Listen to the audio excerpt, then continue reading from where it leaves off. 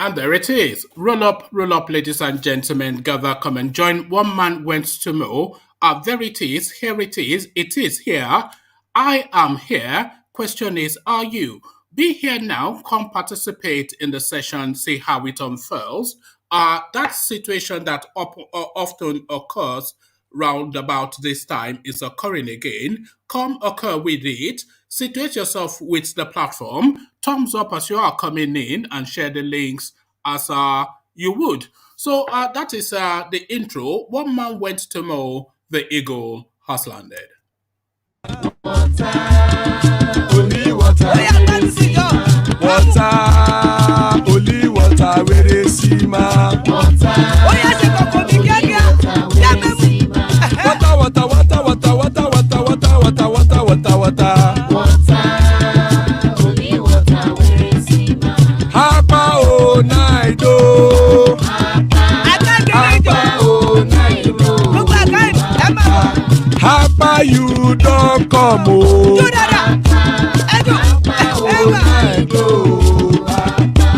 Hapa o naido.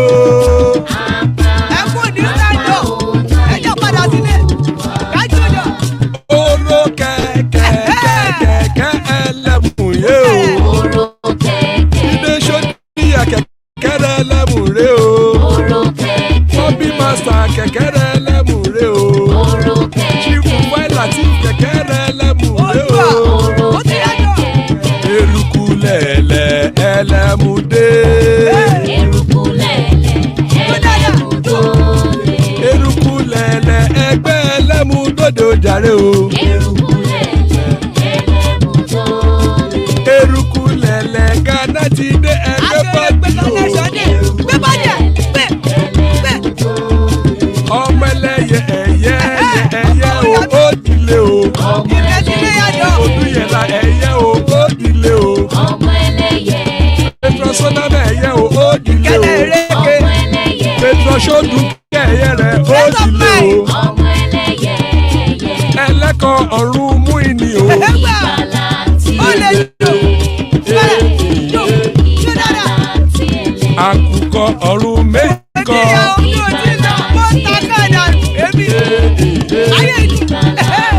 Ikú kò ní rí wa gbéṣe o.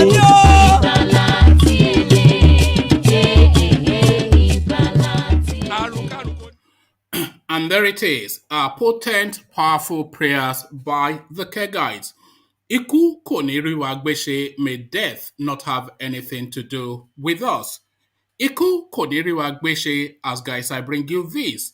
AMAECHI bags traditional title from DAURA to be turbanned February the 5th. So this is it. Oh, this is the system that we operate in Nigeria. You pay feudum to the emperor and you get rewarded.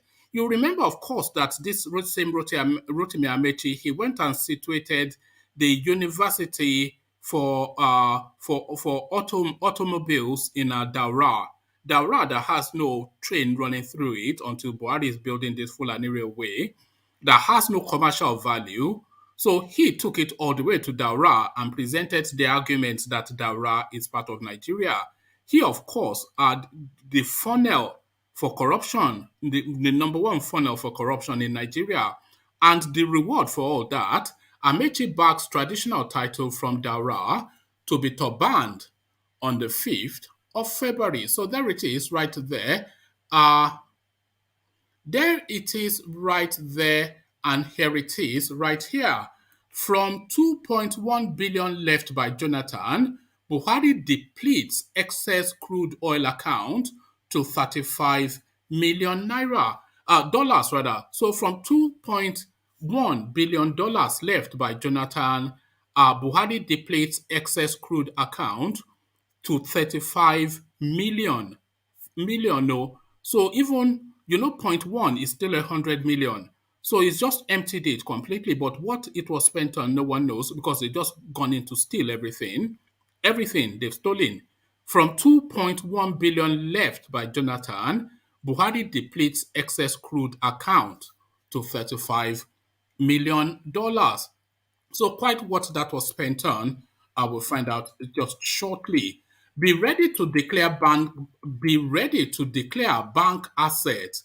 INEC tells candidates ahead of 2023 election. So now that is looking likely that the clamor is for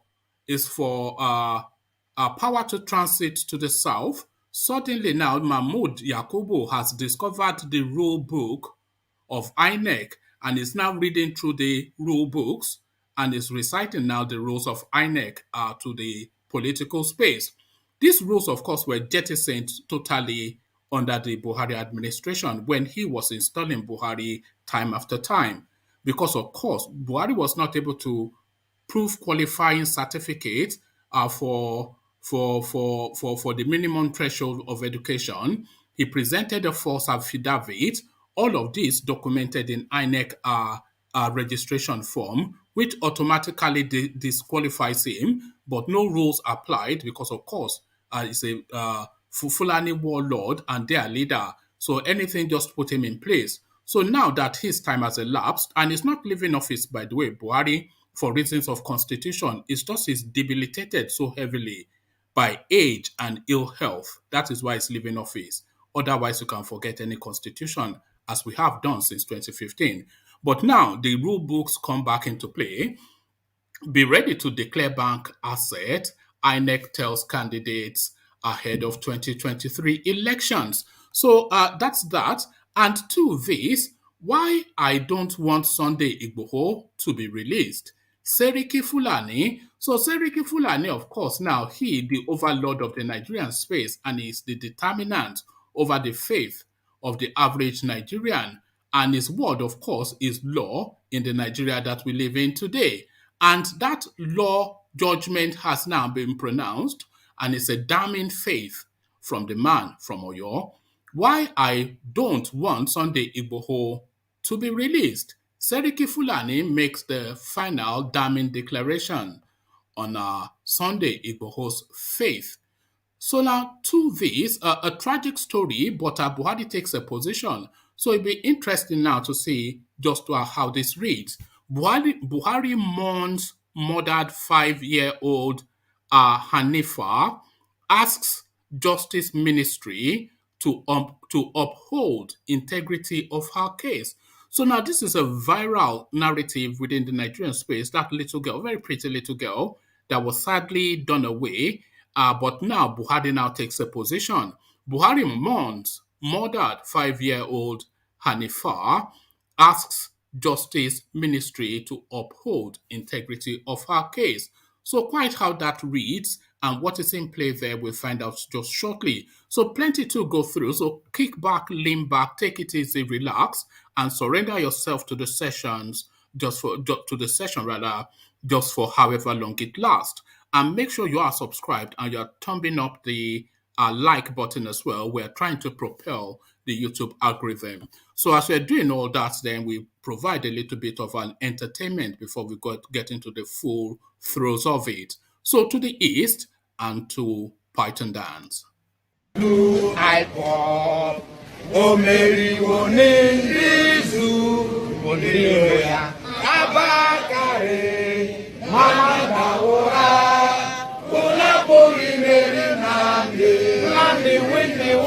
Python dance 1, Python dance 2, now Python dance 3.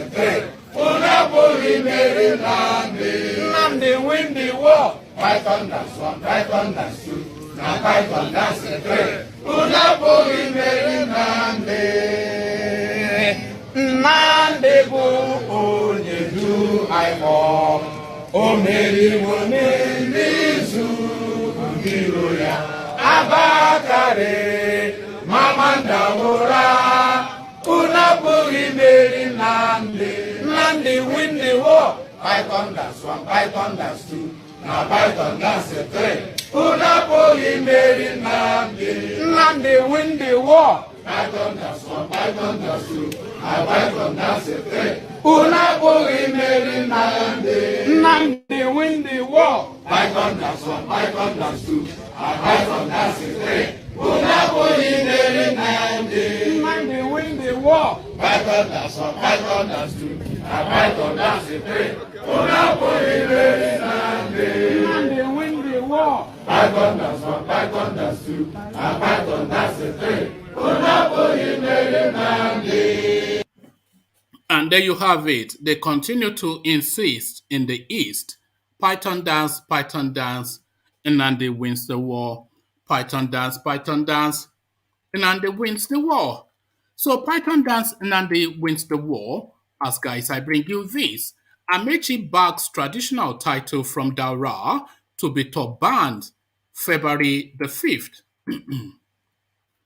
Transportation Minister ROTIMI AMAECHI will be turbaned as Dan Amana DAURA, trusted son of DAURA, that means, on the 5th of February. The Director of Press and Public Relations in the ministry, Eric Ejikwe, disclosed this in a statement on Friday, stating that the title is in recognition of his contribution to Nigeria's development. So quite why DAURA is anything to do with Nigeria's development is anybody's guess. I've never known any DAURA to speak to Nigeria's development. DAURA only ever speaks to her own development. And that even in the instance of Buhari's son being turbaned. When they turbaned Buhari's son, the Emir of DAURA said then that he was turbaning him in lieu of his father because the father couldn't take the turbaning, and the turbaning was for his contributions to the development of DAURA. So that was the reason why they turbaned Buhari's son. So quite why they are turbaning Rotimi AMAECHI for development of Nigeria is just a nonsense. So it's for his contributions to DAURA. The Director of Press and Public Relations in the ministry, Eric Ejikwe, disclosed this in a statement on Friday, stating that the title is in recognition of his contributions to Nigeria's development. He said Mr. AMAECHI will be honored, especially for his effort in bringing to life the rail sector that has been moribund for over 3 decades.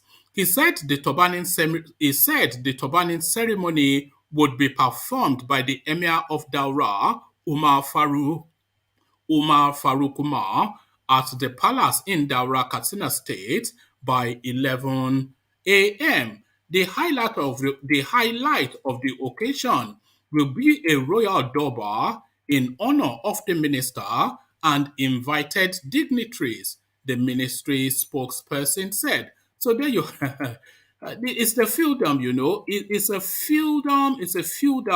feudal system that we're running in Nigeria. We're not running a federation, no, never mind a nation. We're not running anything other than a feudum with our people paying fealty to the emperor. So it's a rankadede system. It's on your knees and the sword placed on your shoulder, and you kiss the feet. So this is kiss the feet. It's a real farce, the Nigerian state. A total, categorical, absolute farce, the Nigerian state. And that is the farce again in another cameo right there. So now to this, President Buhari mourns 5-year-old Hanifa, asks Justice Ministry to uphold integrity of her case. President Muhammadu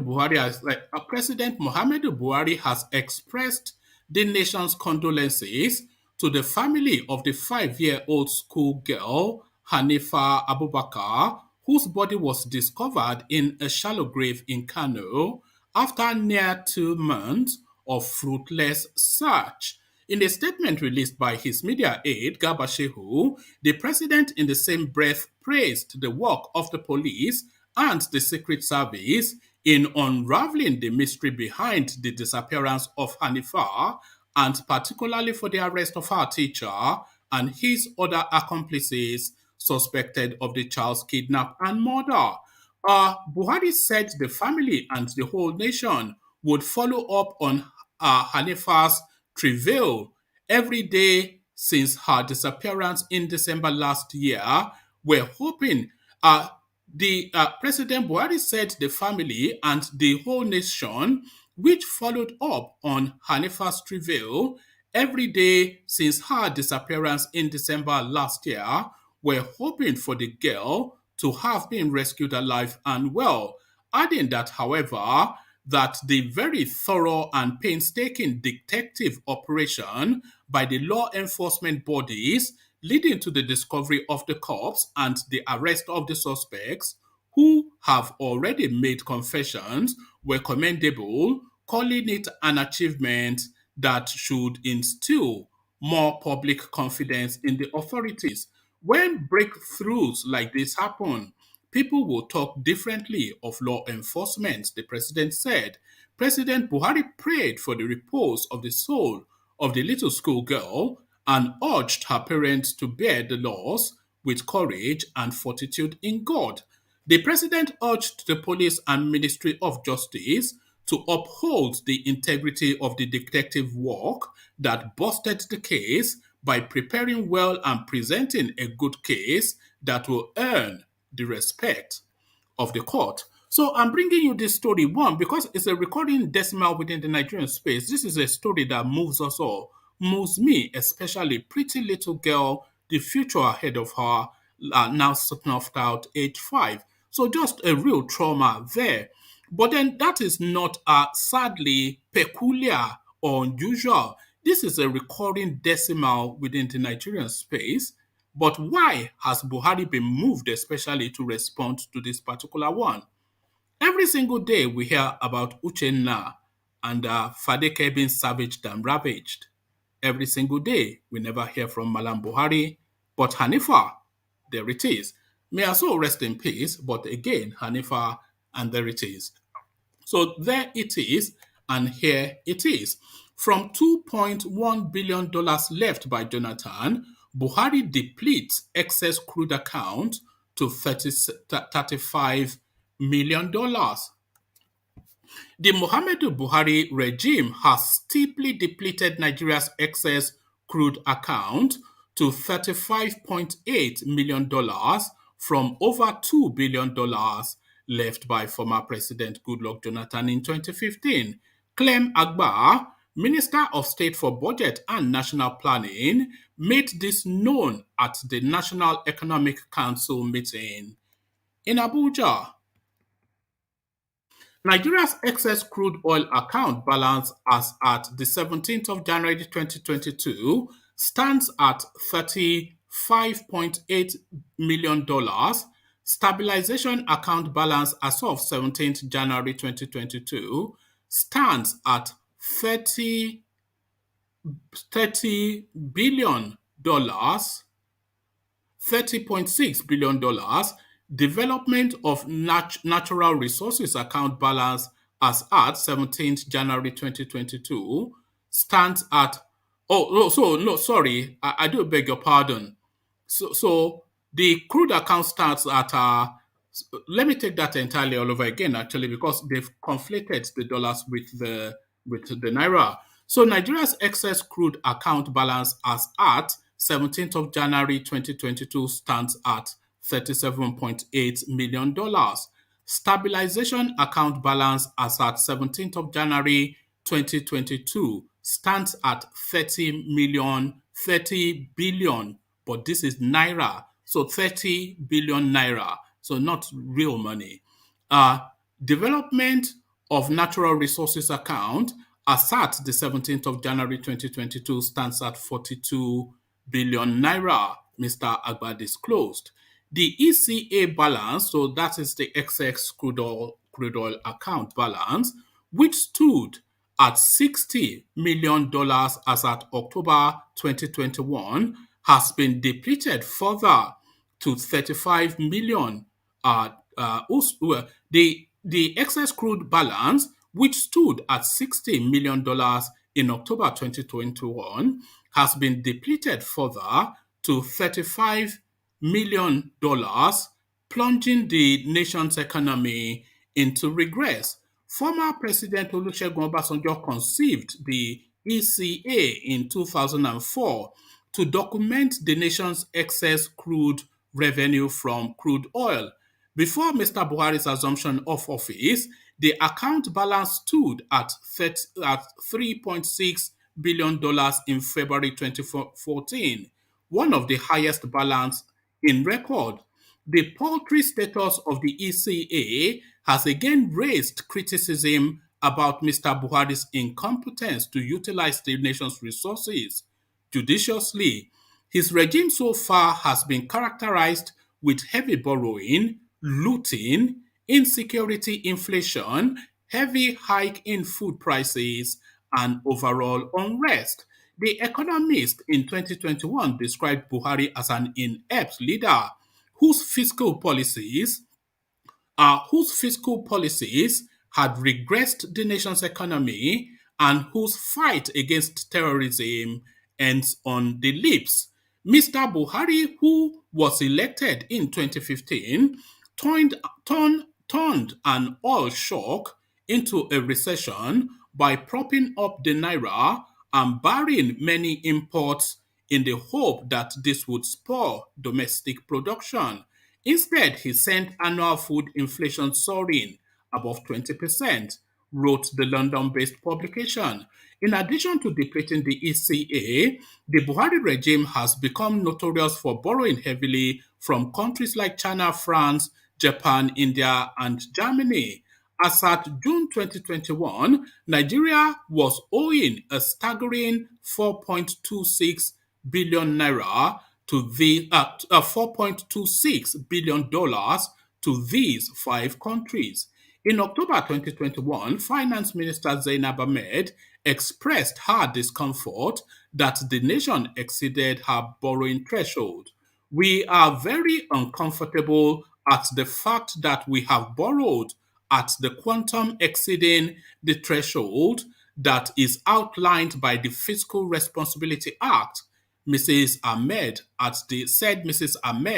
at the 27th National Economic Summit in Abuja. In 2015, the then Minister of Finance Ngozi Okonjo-Iweala disclosed that the country earned $61.7 billion as excess crude oil between 2011 and 2015.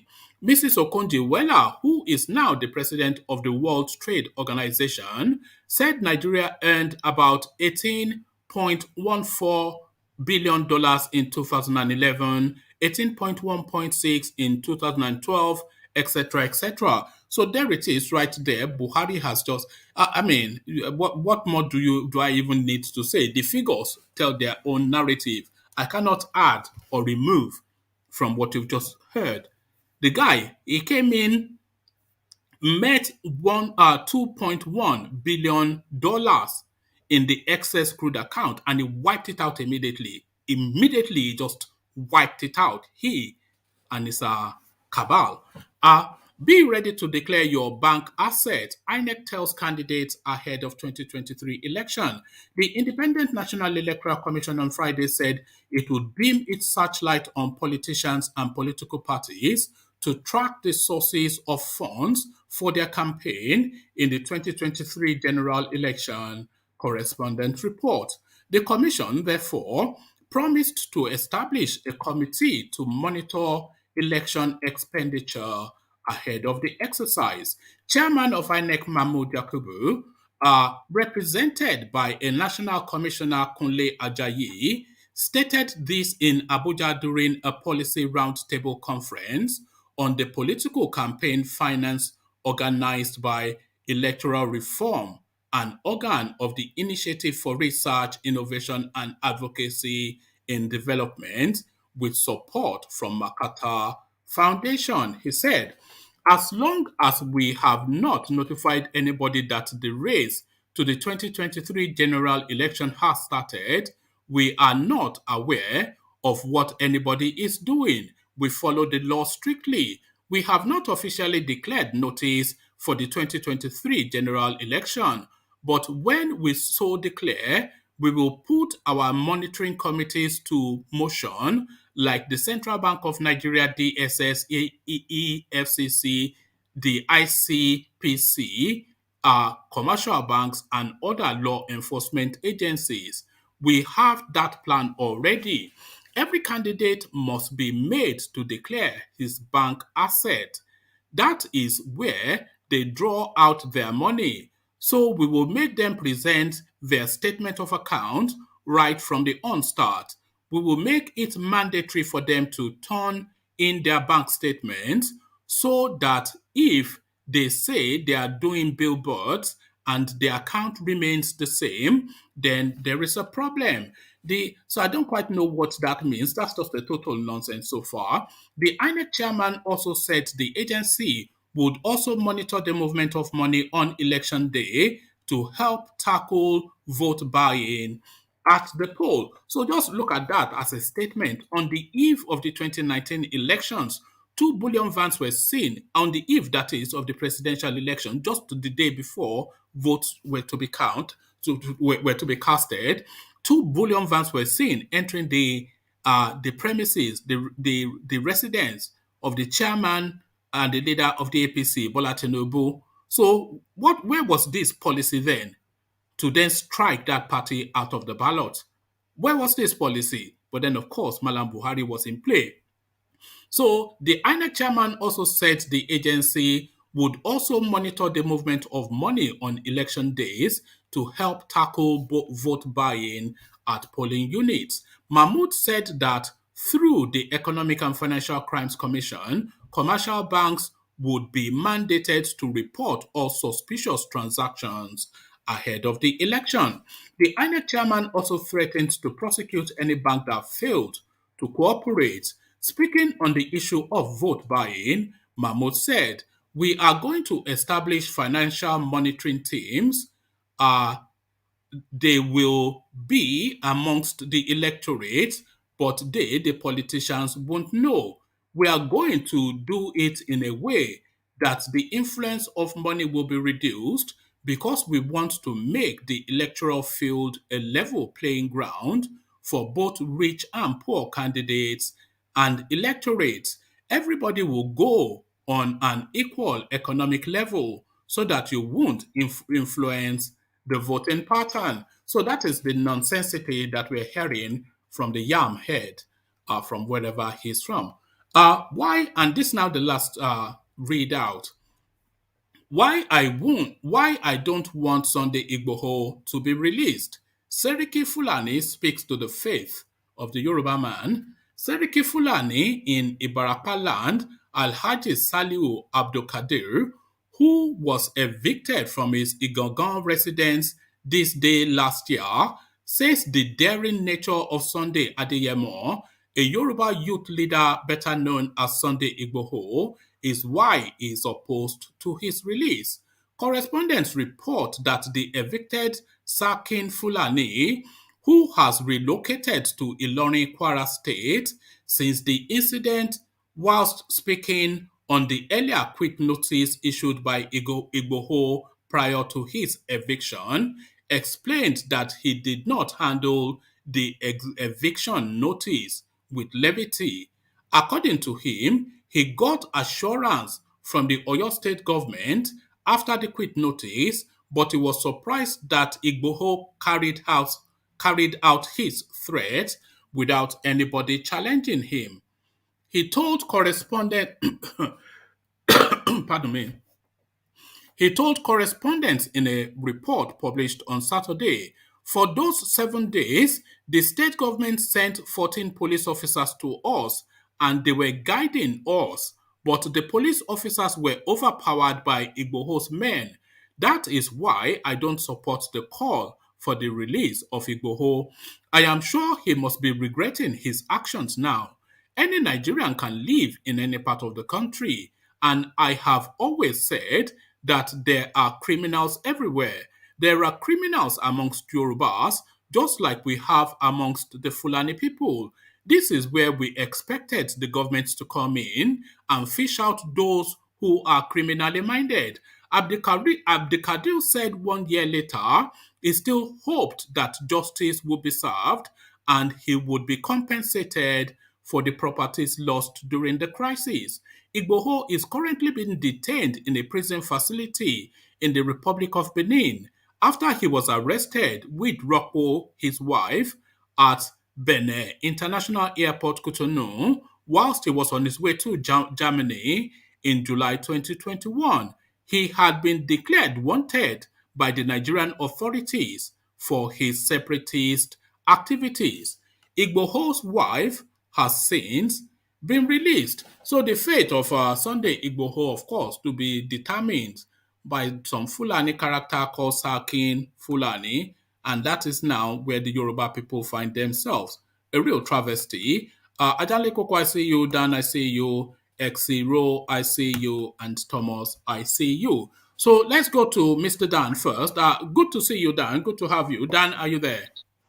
One man, please, can you let me go first so that I can Oh, go and take care of some business? Dan, oh, I'm sorry. How are you? oh, How's everybody doing?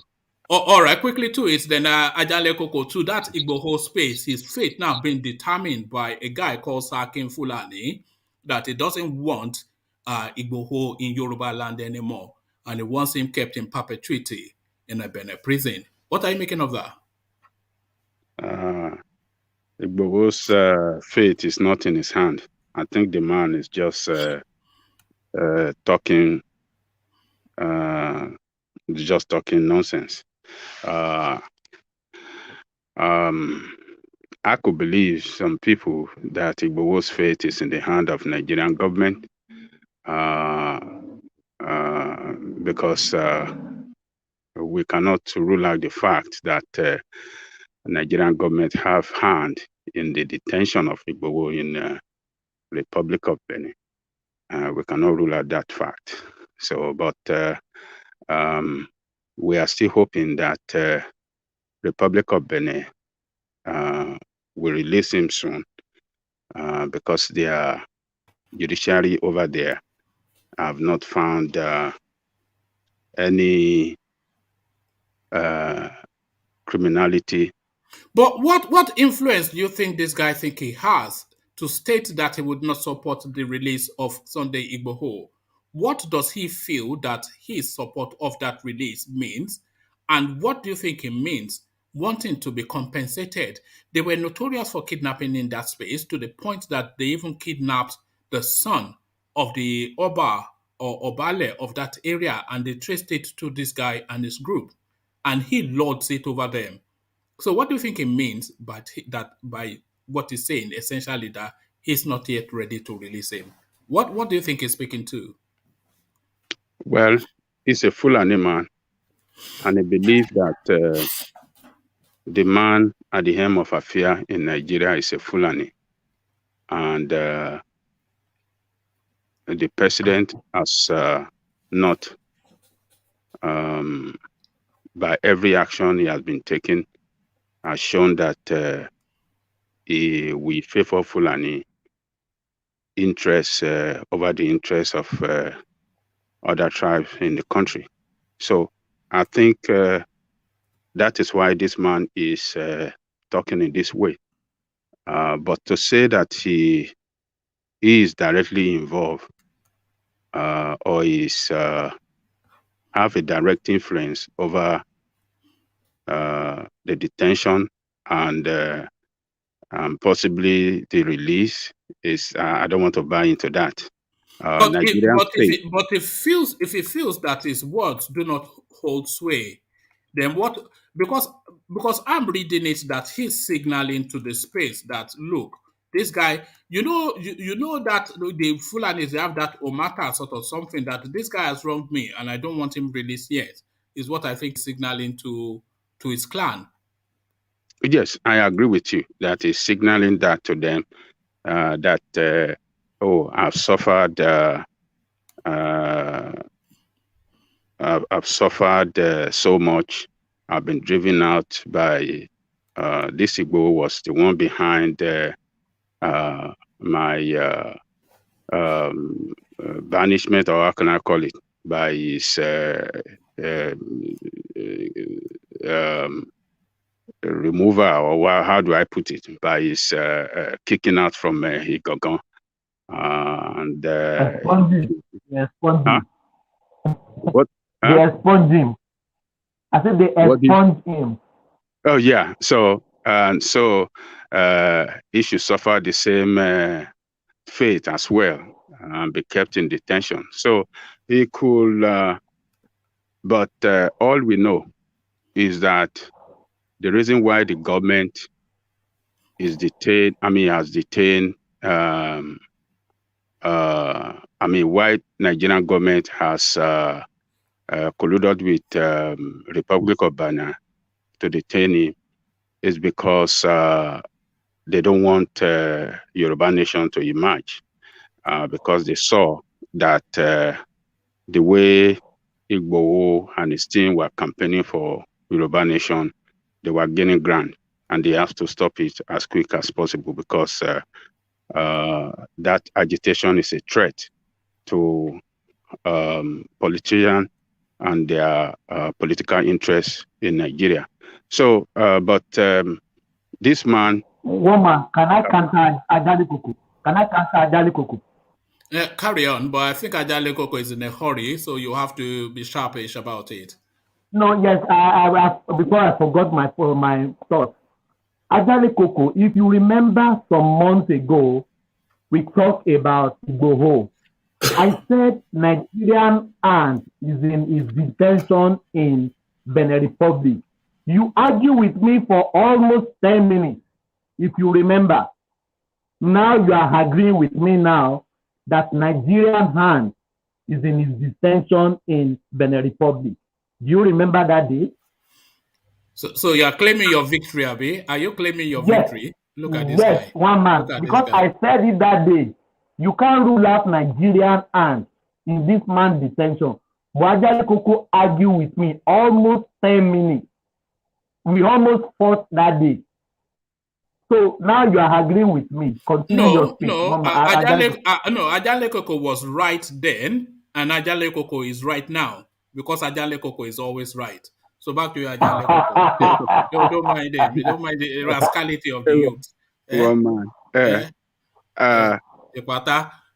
Look, Thomas. What you the way you were putting it that day was like, it's Nigerian state that detained him. It's different from Nigerian state influence his detention. So what I was telling you is that Nigerian state is not in the custody of Nigerian state. It's in the custody of Republic of Benin. And Republic of Benin are taking him through their legal process.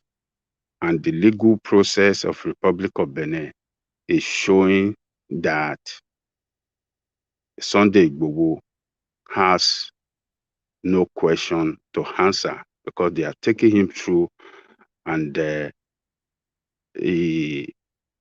Supreme Court in the Republic of Benin have exonerated him of all the charges against him, and they have called on his counsel to apply for his release. So what I was saying is that, yes, Nigerian state has influence, but the determination of this legal process is in the hand of Republic of Benin. So that was what I was telling you. I was not saying that Nigerian government does not have influence, but what you were presenting that day was that Nigerian state detained him, and I disagree with you. So, but maybe both of us are saying the same thing in different way. So, but let us continue on this. So, that man is because he believes, yes, the Fulani are in control. They are in charge of everything. They're in charge of the judiciary. They're in charge of the custom. They're in charge of the military. They're in charge of the police. So he feel, yes, his people are there, and they can, feel the same plight that he's going through, and they will not leave him alone. And so that is why he's just talking. But to say it's influence over the government decision, I don't think so. It's the Yoruba nation cause that Igboho was fighting for. That is why Nigerian state, went after him. And it's called for a compensation. What is it looking to be compensated for? He has to go to court if he feels that if he's looking for compensation. He has to go but from whom though? That's what I don't know. Because if he gets compensated, then every other victim of crime in Nigeria has to be compensated equally. Because there's no special law for him, even though if he may think so. Who is he suing? Is he suing Igboho or the the Nigerian state state did government? not attack him. It was people that were against his ways that attacked him. So Yeah. if he wants compensation, then he should take Igboho to court now. Oh, yeah. It should sue Igboho if you feel that it's Igboho that send him out of Igboho, and as a result of that, affected his economic well-being, and he suffers some, economic loss and stuff like that. So he can sue Igboho now. He has the right as a Nigerian. So he should go and go to court to seek for redress. All right. So, Adele Koko, I'm not sure if you have been following this rather tragic story of this very, very pretty little girl. Even the picture alone, it just draws your heart. 5-year-old Hanifa, she was, of course, abducted by her own teachers, held for ransom, and then disposed of. The police caught up with them, but Buhari now asking that justice should be followed through, which is fair enough. But this is not the first, second, or even the 1,000 or 100,000 instances of this sort of situation that we have had in Nigeria. So, what is particular about this particular case that suddenly jarred Buhari out of his convalescence to speak to space? What do you think is speaking out regarding this little girl so tragically lost? Because they have brought the issue of this girl to the social media, and it has went viral, and that is why I think it's responding. But so there's no ethnic coloration to it by your reading. Well, we could somehow read it that way if we want to look at several other cases in other parts of Nigeria. If this girl was equally as pretty, of the same age, the story remains the same. That exact same girl, but her name is Amaka from Abakaliki. Will we be hearing Buhari bleeding heart in the public space? Yeah, so we have other cases like that hit the social media and went viral as well. And the president does not speak to that. But when it comes to the Fulani beautiful girl, he's speaking to that. So we know Buhari that when it comes to the interests of the Fulanis, we always speak. It's just this drip towards an apartheid system that we're having in Nigeria, with some being superior to others. This is what we are slowly establishing as norm. So we know him for that. And that is why you see the man we were talking earlier, the Seriki of Igboho. That is why you saw him. We had him, speaking the way he's speaking, that Igboho and all this nonsense, because they believe they have somebody at the top of affair that will always protect their interests, and he has put all their people in strategic position in Nigeria to promote and defend their interests all the time. So, but we have to. It's so sad that a teacher, somebody that can go to that extent. And do you know the reason why he killed that girl? Because he is owing money he's the proprietor of the school, and he's owing the staff, and in order to make some quick money, that is why he decided to kidnap that girl, to get some ransom from the parent. And because of his fear that the young lady recognizes him, and he released the girl will talk that, it is Mr. Abdullahi that kidnapped him. And in order to cover his own misdeed, that's why after taking the money, are they human beings? I don't know. Life has no meaning. After collecting ransom. Yeah, after collecting ransom. Yeah, he killed and that. And he go ahead and yamutu this girl. That's why I'm saying that the reason because why she yamutu that girl, because she know that the girl can speak. The girl knows that he is the one that kidnapped her, and the girl will tell the parent. And so in order to cover his criminality, that's why he killed that beautiful young girl. When I look at that girl, that girl looked like that Nigerian representative in United Nations. Fulani. Yeah.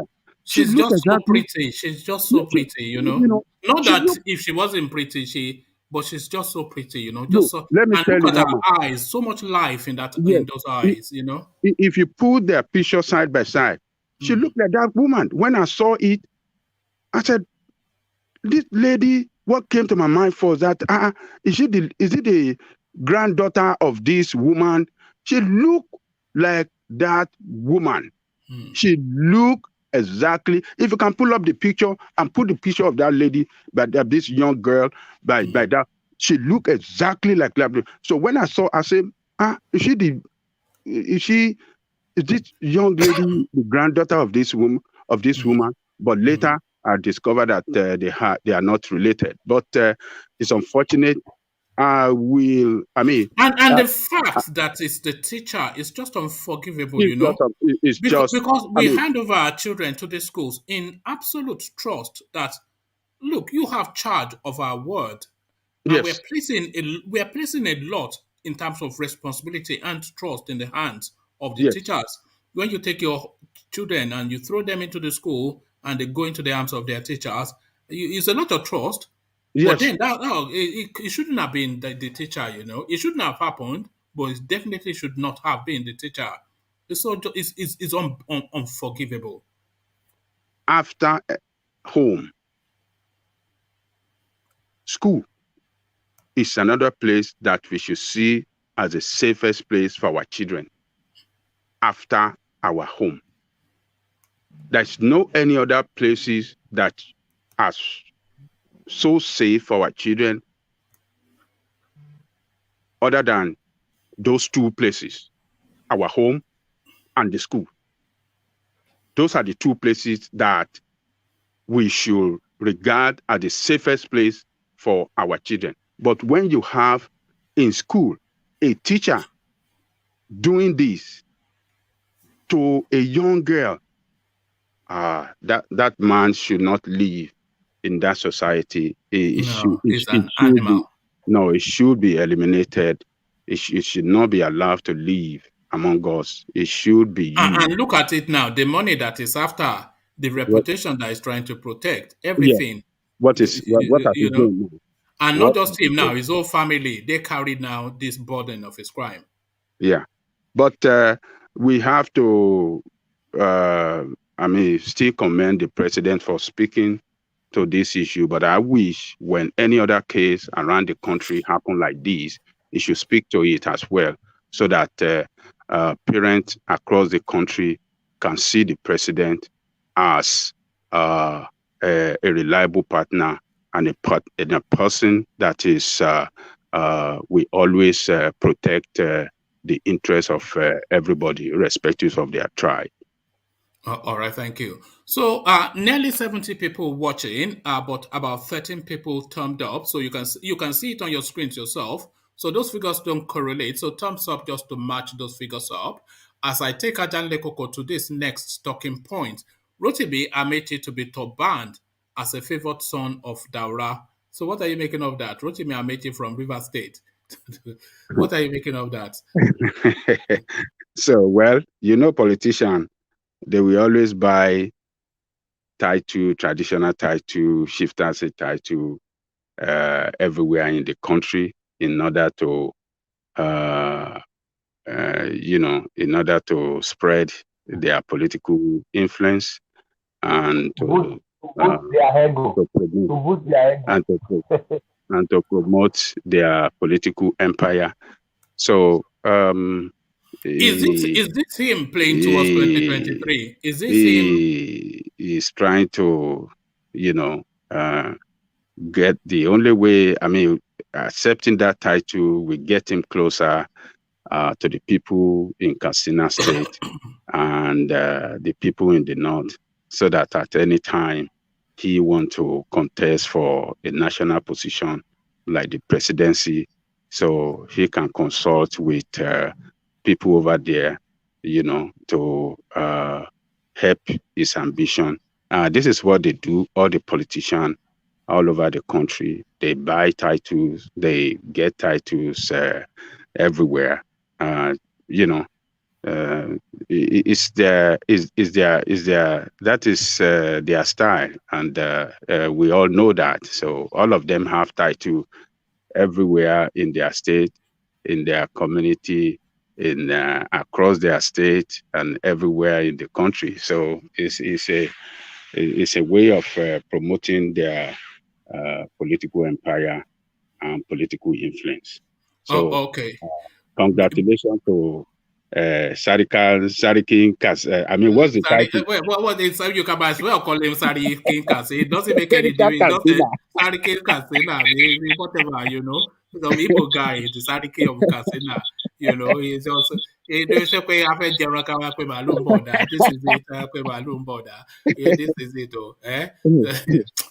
it, but I think this is his 2023 move anyway. This is him throwing his name into the ring. But still with that 2023, be ready to declare bank asset. Inec tells candidates ahead of 2023 election. So Mahmoud Yakubu now, he's put together a SWAT team, EFCC, ICPC, the banks, etc., to monitor the accounts of everybody. And then you bring in a bank statement as soon as they kick off politics, and then they will weigh then that bank balance against your spend for the elections. This, of course, was not in play when Buhari was contending, but now they've discovered the rule books. So what are you there making of Mahmoud Yakubu talking tough? It's just talking nonsense. What I mean by that is that his commission have not perfected free and fair election in Nigeria. They have not perfected transparent electioneering process in Nigeria. So, and they want to add more responsibility to the already responsibility that they have not perfected. So it's just to me like a person trying to shade the shadow. They just want to talk so that it's just saying that so that people can look at him as a man that is trying to do great thing in Nigeria. But the bottom line is that we should charge him that what is most important for him to do is to perfect free and fair election across Nigeria. So that is what he should be speaking about, and not saying that he want to set up a unit that be monitoring bank accounts of politicians across the country. When EFCC that is even doing that have not even done it well, and you, the Electoral Commission, said you want to start chasing money transfer from, the way money moves. That's just so easily circumvented, They just move money into another account. It's just an easy play. Well, what is he talking? They'll take donations into the account. Yeah. Somebody will donate 10 billion. You cannot say they can't get donations now. It's just a total nonsense. It's just a total nonsense. And who are we to even know? Do we even supposed to know? If you want to do that, get to work and start doing it. What do we have to know as the people that, this is what I'm going to do? It's just grandstanding. It's just to show off that, so that I can get some praises that, Inec is doing great job. A man that have never conducted the free and fair election in Nigeria. We saw 2019 presidential election, which is the worst we have ever had. The worst ever. We saw gubernatorial election in Ekiti, how they rig it openly. The one in Kogi, how they rig it. The one in Osun, they were even using police helicopters to shoot at people. And it declared the result. Yes. It declared the result in favor of the APC. Yeah. I mean, what is Now he's chasing bank accounts. It's unbelievable. It's unbelievable. It's just stupidity of people we have in position of authority and people that are managing government agencies. They just talk and they get away with it because Nigerians media, like I'll always say, they don't stand up to their responsibility to No, hack their things. compromise now is brown envelope journalism that they Yeah. practice. Babajile Ototojo and the rest of them. You see how fat they all are, you know. You see, your journalist about then you know that they should be too busy chasing. They should be too busy chasing downfall to chase down the story. But you are driving Ferrari. You are a journalist in Nigeria. It's a Nigeria. nonsense. So that man is just talking nonsense. You don't have to take what he's saying serious. How can he do it? I beg one man, let's move forward. All right, take this seriously. From $2.1 billion left by Jonathan, Buhari depletes excess crude account to $35 million. So essentially, he's wiped it out. Which you say if it's gone. So what do you think where do you think that money has gone? Because the impact is not seen anywhere in Nigeria. So where do you think that money has gone? They borrow, and then what the country has, they take it out unaccounted for. So where is all this money going to, Ajanle Koko? $2.1 billion to $35 billion. Well, the money obviously been looted. There's no other way to look at it or to say to that than money being looted. And this depletion have not just happened during Buhari regime. Even when Jonathan was there, it happened during his own time. It started during his own time. When Obasanjo left the government, I think what he left in that SL Crook account was around maybe $45 billion. How did it drop down to $2 billion when Jonathan was leaving? What did he do with the money? So we saw the way, we knew the way that the governors across the country back then, when Obasanjo was there and was saving this money, how they were putting pressure on Obasanjo to share the money to them, and Obasanjo refused. And they took him to court. They got judgment. The man still refused. He didn't share the money because Obasanjo was arguing that this is not your money. The money we budgeted for has been given to you. This is an excess, and we are saving it for emergency, that in case at any time that the nation run into economic or financial emergency, we can dip our money into that account and use it to stabilize the economy. So Obasanjo was resisted them. But when Jonathan gets it's there, a shame that he did not institute it in really secured laws. You know, he should have tied that account so tightly that it'd be impossible for anybody to just dip in. Yeah, I think he tried. Maybe the assembly, they didn't want it. I'm not so sure. Maybe he did it or he didn't. But even if he didn't, the purpose for that SS crude oil account was very clear. Jonathan knew why that money was put there, but Jonathan, because he's trying to satisfy politicians across the country, the governors, so that they can work for him. They can work for him in his ambition.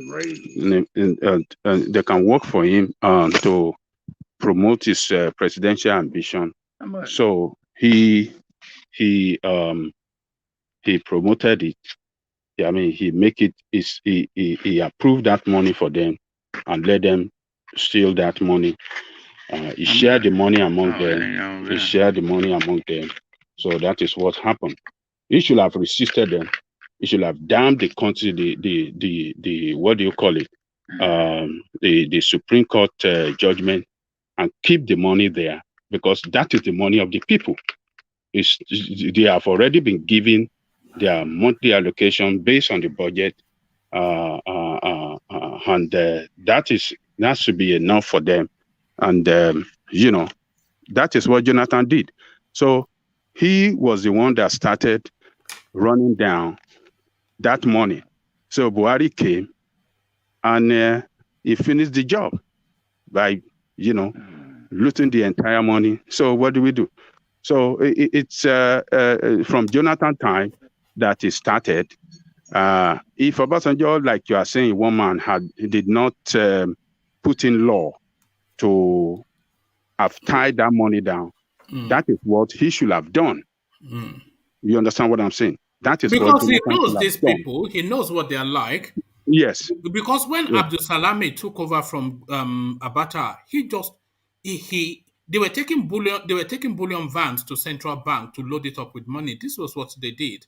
That was what Abacha did. So he knows them. Yes. And he knows that as soon as he comes out of power, they would loot the whole thing that he has not nailed down. Yeah. So he should have used some financial vehicle and some laws to tie that money down. So I agree with you.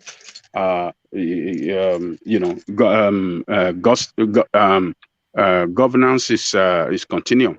And by the way, this ROTIMI AMAECHI led that charge against that account under Goodluck Jonathan. He was the one that attacked that money the most.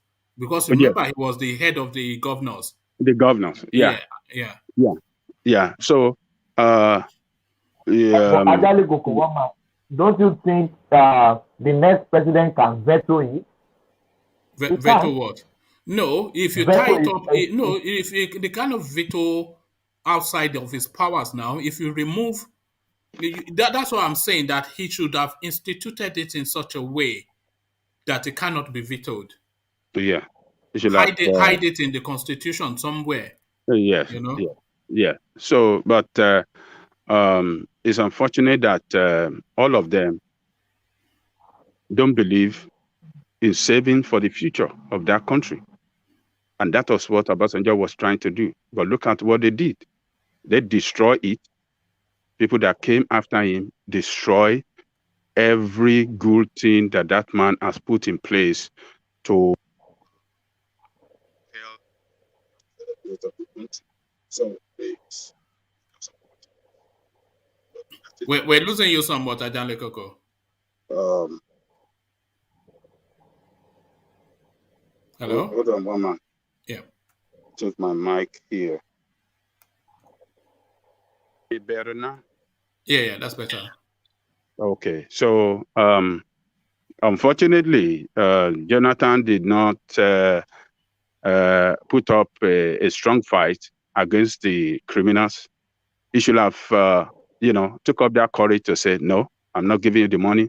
I mean, after all, the federal government of Nigeria, on several cases, they got judgment against them and they don't pay people. But when it comes to the politician, they got judgment against federal government on money that does not belong to them, and they share it among themselves.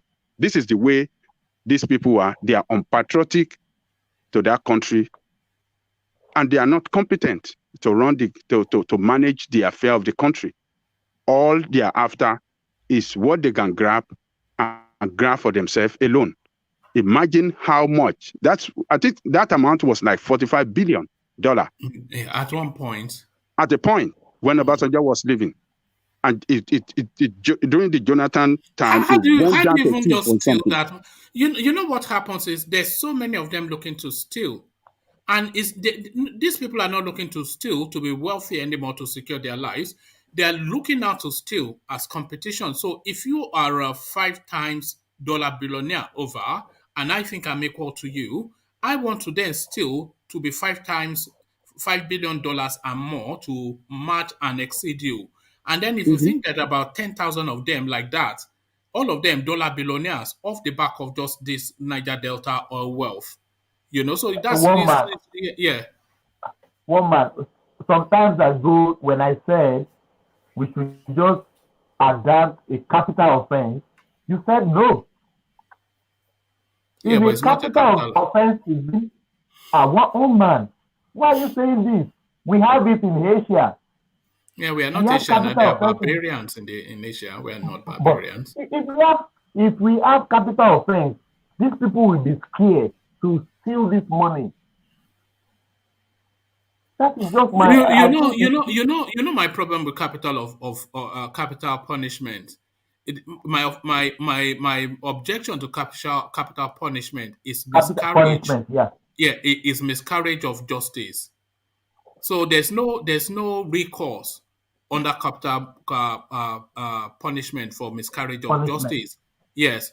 So if you do something, if it's found not to be the case, and you've already taken that life, there's no reversing it. You know, there's no compensating it. So that's just why I don't. Yeah, it's not a civilized way of. But back to Ajan Lekoko to round off his thoughts. Ajan Lekoko. So it's from 45 billion during Jonathan time, it run down to 2 billion.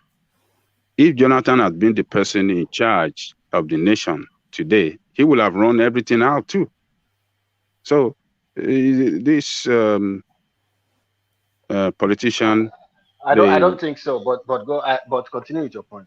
I don't think so either. You know, because I think Jonathan judiciously managed the country's economy. But that's why do you say you don't think so? From 45 because we could see the impact of what Goodluck Jonathan was spending money on. Exactly. But we cannot see anything that Buhari has started and finished or even progressed in any way within the Nigerian space. At best, it's completed one or two of Jonathan's. I just gave you, Guy, the way that money went down during Jonathan time, from 45 to 2 billion. Obasanjo, as at the time he was leaving government, Nigeria does not have any debt. Jonathan incurred 8 billion. So if Jonathan remained there as well, he would have incurred more debt on the nation. The money we are talking about, the 2 billion, will have been run down because it's not a government. Jonathan government was not a government that believed in savings as well. So this is the way. It was all the good, the wealth that Obasanjo left behind, that Jonathan government was spending and make it look as if it was doing great thing. It will have lavished everything. We will have been running on debt as well, the way we have this government running of debt. So it will have been the same thing, because he did not manage the place well too. He was not saving. That when you have a nation that does not save for emergency, for future emergency, that's a nation that does not have economic future, a bright economic future. You must have saving. Even let's look at ourselves as an individual. If anything happened to any one of us, and we need money and you don't have money in savings, what's going to happen to you? You're going to suffer, or you go and borrow. So this is what happened during Jonathan time. So we cannot say Jonathan was doing any great thing or anything. No. He didn't manage the economy well too. All the good thing, that wealth that Obasanjo left behind, was what he was enjoying and make it look like. I mean, look at the price of oil during his own time. Why can't he save? The price of oil was over $100, and they lavished all the money. They were sharing all the money. $140 per barrel. And this guy was lavishing all the money. And you said that Jonathan would have He started the destruction of Nigerian economy. It started during his own time. Buhari just came because Buhari was promising change and they make too much noise. That is why we all looking at him as, oh, when this man comes in, he's going to save the country, he's going to give the country back to the people, he's going to make the country work again. So the failure started during Jonathan time. How can you be there, you're making so much money and you're not saving for the future of the country? It's a failure to me. So he started during his own time. It's just unfortunate that we have all these corrupt politicians managing that country. They are not patriots to that country. They don't think about the future of that country. All they think about is money coming in, let us share it. And then you see them like they are building road or bridge. Maybe the bridge should cost like 100 million. They will charge 2 billion for it, and they pocket the money, and nothing will happen. So it's just unfortunate, my people. So the problem started during Jonathan time, and I cannot exonerate Jonathan in this problem that we find ourselves today. All right, thank you, Ajanle Koko. So Ajanle Koko, let's go on to Thomas, who has been we've been hearing him in bits, so now let's hear him fully. So Thomas, then let's start with them where we started at Ajanle Koko. Why I don't want Sunday Igboho to be released. The Seriki Fulani, who now turns a politician, speaking to the national space. What are you then making of the words of this Aboki? He would never want him to be released. He would never want him to be released because Sunday Igboho was the one that chased the man out of Igboho. And the man said he lost his house, he lost his cow, he lost his well-being. He has been living in Igboho for over 40 or 50 years ago. So he sees Sunday Igboho as his enemy. So it's just like your enemy. You don't want your enemy to be prosper or get out of jail, or you want your enemy to be in bondage. It's the same thing. The man feels Sunday Igboho is a threat to him. It's a threat to the Fulani in the southwest. It's a threat to Fulani and the Hausa in the southwest. That is why he's saying that. But for him to say he doesn't want him to be released, or maybe he has any influence on Sunday Igboho's case in Benin Republic, I don't think the man has that influence to really have hands in his detention in Cotonou in Benin. But it's just saying that just to like a protest.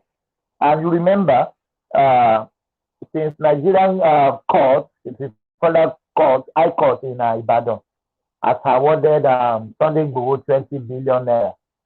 So the man is maybe preparing, maybe he's going to sue Sunday Igboho because it's not Nigerian government that's attacking or chase him out of Igboho.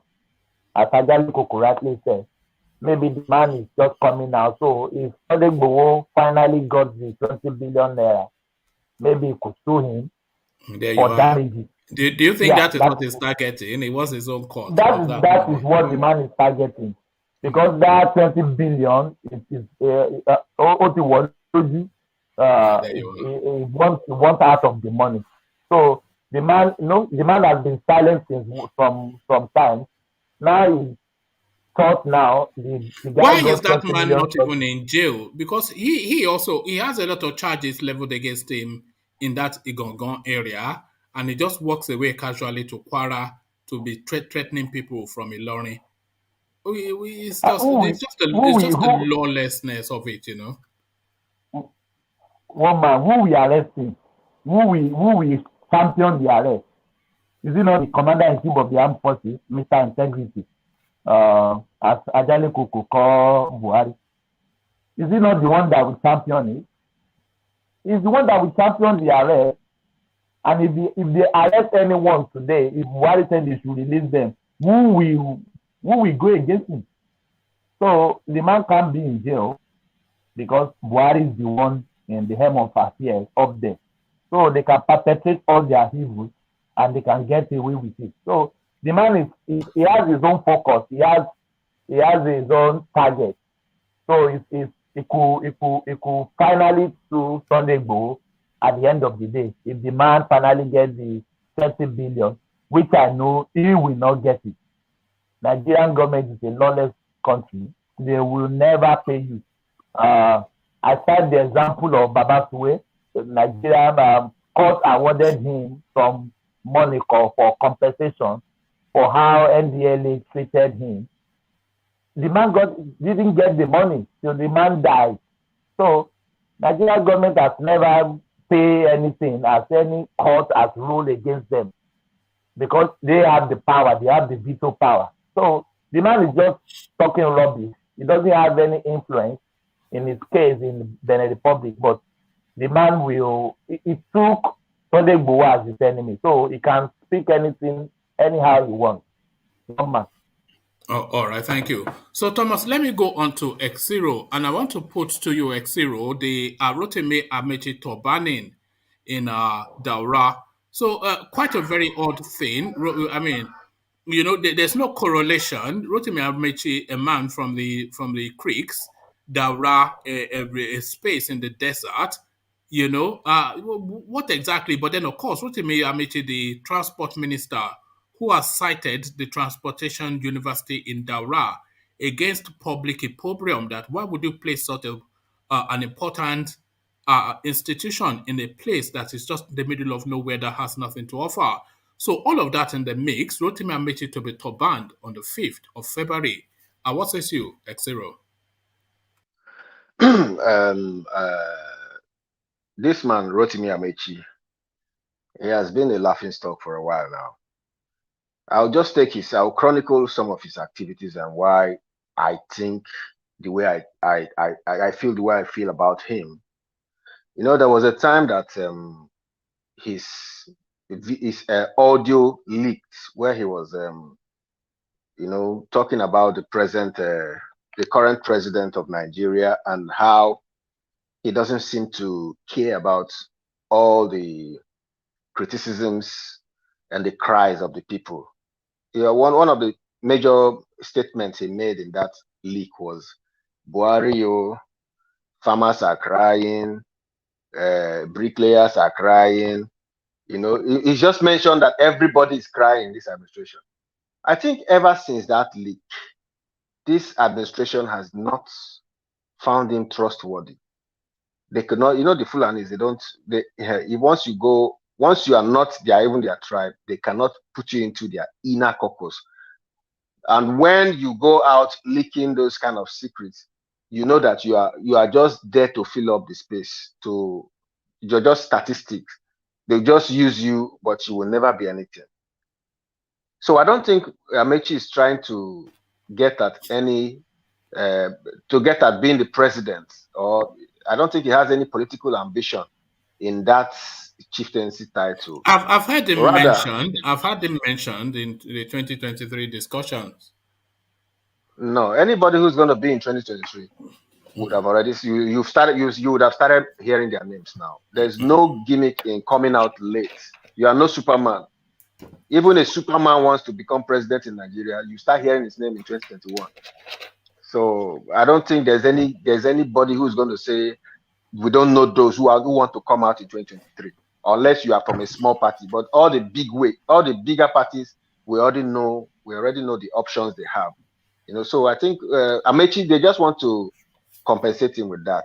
But as for becoming anything in this, he's the biggest loser in this government because he used the whole of Rivers State money. You know, he sold some electricity assets that yes. I think who was the governor before him that did a lot for that state? I can't recall his name now. He was probably the best governor until Wike now. So he built this infrastructure for electricity, and AMAECHI sold it off during his administration. Wasn't that Odili? Orderly, yes, orderly built that, and then Amechi sold it off during his administration for a pittance, less than 40% of the market value of that thing, and then he cascaded that money into the Buhari train then in 2014, 2015. So this guy, Yes. he looted, and the whole of the budget for his state, by the way, 2 years running, he just cascaded everything into the Buhari train. Yes, Yeah. because they promised him to become the vice president. Mm. The news that time was he was going to become vice president. So he betrayed everybody betrayable. Everybody betrayable. And even when the Buhari administration, they didn't give him the vice presidency, I don't know what else they promised him. And he kept on betraying. He took he made sure that the former Does petroleum it strike minister you for state, as an odd man, just in terms of his physiology, the way he yes, looks? of course, he's an odd man. An He's an odd odd looking man man? because yes, it's very odd. If you see most of the people in this administration or most politicians, what you will discover is that there's something that is really, really odd about them. One, they have eternal lust for insatiable appetite for money and power, and they will do everything. They can lie, cheat, kill just to retain relevance. So this man has betrayed to being relevant, and that's not enough. He has committed all Nigeria's funds. He's the one borrowing all those money for the presidency without reading the Chinese language. He signed documents. How can you sign a document written in Chinese? Yeah. So that's the kind of traitor he is. And those documents were the ones that led to those that videotape that you see where somebody was saying, off your mic. That was during that period they were interviewing him when he was saying that they signed documents, and if he doesn't think that the loan is good enough, he will not sign. That was the same period they were interviewing him, and they were interviewing that other former governor of Akwa Ibom. Do you speak Yoruba, Exiro? Yes, of course. I'm Yoruba. Okay. Do you know the word emere? When they say something is an emere, sort of like a demon, not quite a demon, yeah, but demon. Something of the other world. That guy strikes me, Rotimi Amechi. He strikes me as something of the other world, and I think it's his eyes that freaks me out the most. He's just he's a weird looking man with freakish eyes, and they say his preference is not for his preference is more for Emeka than Amaka. Do you understand? They say his preference is more for this is what they say. That his preference is more for Emeka than Amaka. This is the rumor about. I mean, is it on the receiving end or giving? I don't know. I don't know. But that's just the rumor about this guy. That his preference is more for Emeka than Amaka. But there it is. Just a strange fellow. But if you look at him, really, most of the things he does, there is something of the Bobrisky about him. just to deviate from that, please. If you look at him, really, some of the things he does or he has done are things that makes families to ostracize a person, because you cannot. If you remember, there's one guy that wanted to do good for Nigeria. His name was Ibe Kachiku. It was a first-class material in everything. When they were talking about the Maritime University and how they were building it in the rivers or somewhere in the Niger Delta, and then Amechi came and stopped it and transferred that university to DAURA because of what I don't know, just to take away from his own people. That's so shameless. I don't know. And people like this with short sight. He doesn't know that after this administration, he's going to live somewhere. Where is he going to live? If you also recall, because I have a sharp memory of these guys, chronologically, how he was attacked somewhere in Spain. So that tells you that this guy has no hiding place in the West. There's nowhere he's not going to meet people that are going to attack him. Is he going to go to Saudi Arabia or Dubai? And it is not even liked in his party because of those leaks, those audio leaks. So this man is, to be sincere with you, he's finished. He's finished. He has Canadian citizenship. And he's going to live in Canada where we have Nigerians that want to destroy his life. If they see him anywhere, He'll be lynched. That's what I'm telling you. They will stone him. Where is he going to live in peace? But zero. If APC become the president in 2023, they will give him another position. Yeah, that's what I'm saying. That is what they are doing now by banning him. Somebody goes going to hide him somewhere. What other position can he get though? He has been a two-term governor. He has been a two-term minister. So would they just give him another ministerial position? They can give him special advisor to something. You know, if he's not vice president, secretary to the government, or the president, those are the three spaces left open for him.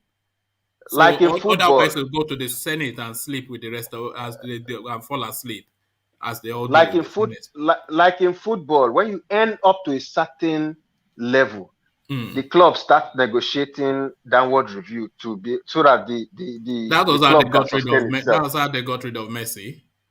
Yes, because they can't sell the club to pay you. Yes. He cannot go any further now because he doesn't have that pedigree, that credibility anymore. And at the same time, look at the likes of Obieze Ekwesili. He's now in Anambra State, to help the state because he cannot aspire further because the space up there is not for his party at the moment. So he's going to renegotiate his way to a downward review where he will be protected from lynching until people forget about him. But the Nigerian political space can be quite cruel, If you are no longer relevant, they'll just cast you adrift. They are not going to, they say, Shebi, you've stolen your own bit. Go and use that money to protect yourself now. Exactly.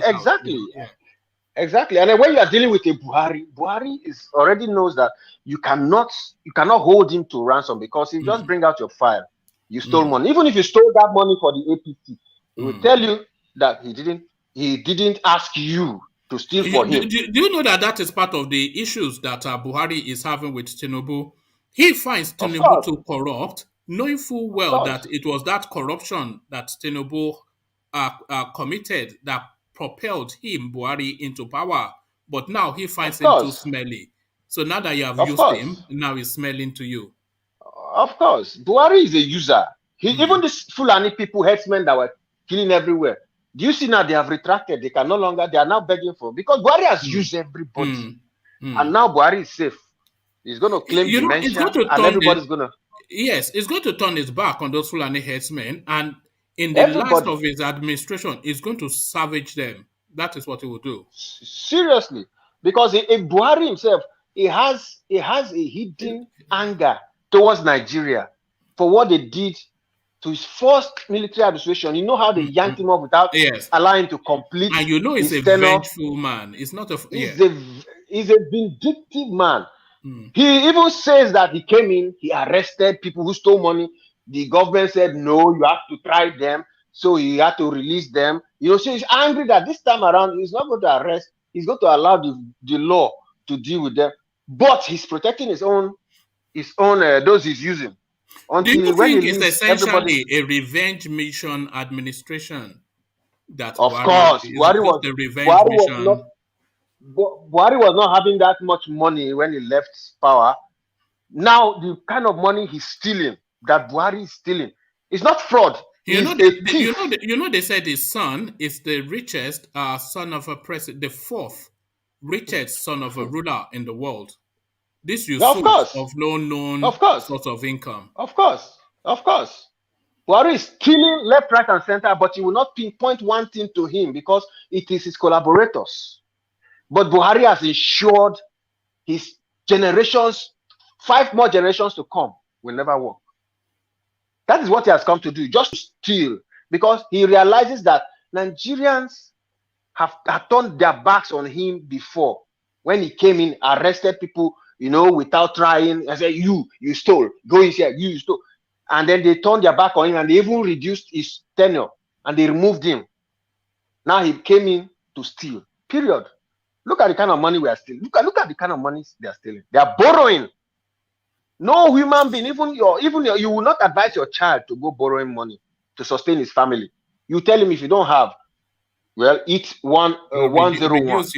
Reduce, yes. But for him to be doing this to Nigeria it means he doesn't love the country. He hates the people, and he only cares about himself. But he's going to use everybody against each other until his tenure finish, and then he will wipe off his hand, and you cannot pinpoint one thing to him. And he has succeeded in doing that. He has succeeded in doing that. Look at, okay, if you want to doubt me, why did he give this thing to what's the name? This one that killed for him so much, that's now in Cotonou. Buratai. Why do you have to make somebody who is retiring an ambassador just to protect him from international law? He has used that guy. He used the guy to wipe out a lot of people. The guy killed, he hates Shiites. He killed a lot of Shiites for this guy. Yes. He killed a lot of people for this guy. And then to compensate him, they gave him ambassador. So nobody, because that's a there are so many wars that Buhari is fighting. He's fighting the Shiite Sunni war in Nigeria on the instructions of his masters from Arab world, because they are fighting it's an ideological divide. The Iranians, the Shiites, and the rest of them, the Sunnis. So he wants to ravage it. Nigeria is already 90% Sunni, but he wants to savage the Shiites completely out of the space. This guy dealt with all his perceived enemies without leaving one out. So, and then he went after Dasuki, a coward Buhari. He wanted to go after Babangida, but I thought he thought that would just be too messy. So you just tied Dasuki to the desk, it changed him. And then he's still fighting the Biafran war, he's fighting the Yorubas, he's fighting everybody, All his enemies. No one was spared. The only thing that could save your life is to keep quiet. But Obasanjo was beginning to be too loud, and the warning came to him. Did you see how Obasanjo kept his calm? And the same thing with the Igbos are suffering it from left, right, center. At the port where they are clearing their goods, they've heard rhetorics like, you are going to pay double for your own importation. You're going to pay double import duty for no just cause. You have heard rhetorics like, we will push you into the lagoon. And when Buhari came, when this Oba of Lagos said that, Buhari said, that was the infancy of his administration. He said, the Igbos should be on the right side of the center. As a president, somebody made such comment as pushing a particular ethnic group you see, this lagoon. Is why I keep saying this guy is a warlord.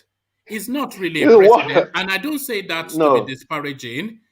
The tone and texture and feel and pronouncement of the guy is more akin to a warlord than a democratic president.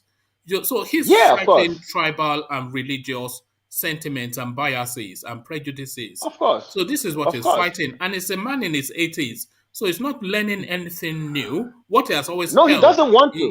He doesn't want to. If you read, because I'm quite vast with the history of Nigeria, it's just that I'm not good at pinpointing particular dates and times. But I read the Nigerian history, or one man they called Murtala. Do you see how Murtala appeared on the 20 Naira notes? And he has an airport. If there's even a Murtala center in Kaduna as we speak, that man was a war criminal. That was the man that savaged people in Anioma when the war had ended. That was the man that was instrumental to the demise of the Ironsi. He, as a junior officer, he was one of those officers who could speak to the northern talks among the military, and they will listen. That was how they were able to bring down Ironsi. That was how he has been like that from time during the Biafran War. When they ended the war, he committed genocide in Anioma, where they went to massacre people. This man, Pat Utomi, was among those to be slaughtered that day. He was lucky. His father was a known celebrity. So one of the army officers recognized him and told him, "Where are you going?" He said he was going this way. The army officer now stopped him and took him along. That was how he escaped death that day, when Murtala organized the northern talks to kill. And after that war, every now and then they used to do military exercise of shooting officers who continued killing people from the east. if you go to YouTube, you see some of those videos I where don't some know of them. about that. You see, No, no, no. Yeah, you always that, take yeah. it to No, I'm telling you, this is because what you do. sometimes, Now sometimes, you force me no, to push please, back, no, and then please. people will call me Mo ti sọ fún yín anti-Igbo. pé ọmọ Yorùbá Okay. ni mí, mi ò parọ́, but I have to be sincere. I have to be truthful to you. I read and I even saw clips, footage. These clips, they don't call them clips, they call them footages. Those are footages that don't even have pure sound, but you see the narrator speaking. This officer was caught. They killed 2 or 5 people in a place. After the war, these things happened a lot of times. There was what's it called? Those things they used to do at Bar Beach and all those things. Firing squad. They used to kill some of them in firing squad. Those are the military days, So this current president, has those days still in his head. Yeah, It's still fighting the Biafran war. He's still angry about the people that he lost, the injustice that he feels happened, the resentment that he has for the Igbo, the narrative that he's still fighting that. He's fighting the Shiites. Yes, he's fighting the Shiites. He resents how he was taken out of power. He detests the Yorubas for being cunning. He dislikes the Igbos for being savagery and killing their Saldana. And then he wants to propel his own tribe. So it's just carrying. It's just and it's not especially educated or intelligent. So all of that in the mix. The one thing that supports him so much is that Nigeria is a space where once you become president, you become the most powerful man in the world if the world gives you a chance. Because Nigeria is now under your feet. It's a unitary system that is so backward that allows a president to do and undo. No respect for the judiciary. None whatsoever. You're just at the mercy of this guy. That's simply put. And the failing of that system is highlighted by this administration. So if that level of power is vested on an element like Buhari, what is happening now is what would happen. So this just tells us the fundamental flaws of the Nigerian space, the constitution. Of course. So it just tells you, but here it is. This is what we are contending with. But there was a great politician in the world. I've forgotten his name. I'm not good at remembering those names, but I know those quotes. He said about America, one day our evil thoughts will manifest in the president, and we will see firsthand. They nearly had that with Trump. Yeah, exactly. Exactly. And that is what happened with Buhari. Because for years, the world is latching towards like almost like a far right sort of inclination. Yes. Because the prime minister in the UK is somewhat of a right wing hawk, a racist. The last president in America, he's a gold standard far right hawk and a racist. And Buhari, an ethnic bigot of the extreme right, So extremists. Look at the one in Uganda, Museveni. Look at what he's been doing to Bobby Wine. That one, they want to kill that guy. If he could, he would. There was a time they surrounded his house with yes. No, that's who Showore wants to be. But nobody likes Showore. That's just his problem. Showore wants to be Bobby Wine. With his, he's even started wearing the ridiculous beret. He started wearing the ridiculous beret. I don't want to go there because what are your thoughts on that Showore? Is he a young man? Am I right to call him a young man?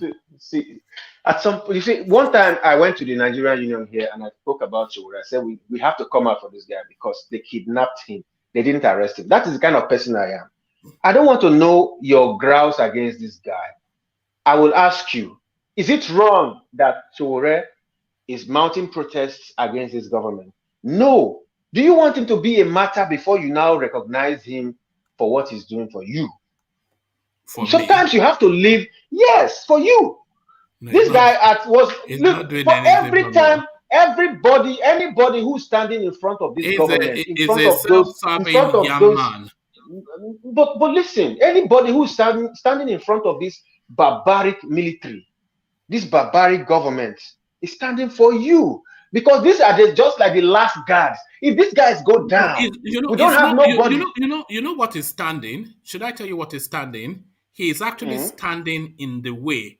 That is what is standing, not for, but in the way. So who should stand in front and who should we stand behind? That person cannot come through. If people like Sowore and Kano, they are occupying space, we need these people out of the space so that the space can breathe and breathe a real champion. We need a champion, Okay, and you don't have any champion in mind. Well, because the space is so crowded with the noisemakers. You see? So that's it. If a person can stand in front of Buhari and speak, or in front of his military, who are so drunken in love with their master, I give that person high regards, because these things I cannot do.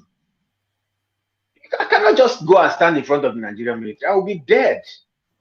This man has is the space even the narrative of confrontation, of physical action, or is it more an intellectual space? What does it's an intellectual space. What does it require? The Sowore,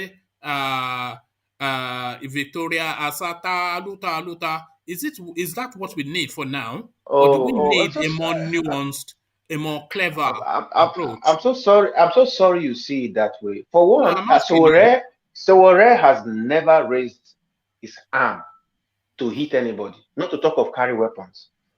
Yes. So he's still on intellectual space. Don't forget that Delegiwa didn't have to go to protest before he was bombed.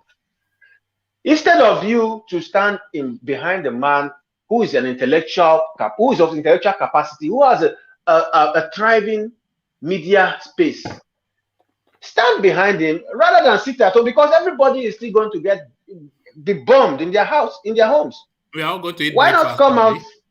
We are all going to eat breakfast. Yeah. Because if you don't come out and participate, the way you are sounding like this, you're not even going to come out on election day.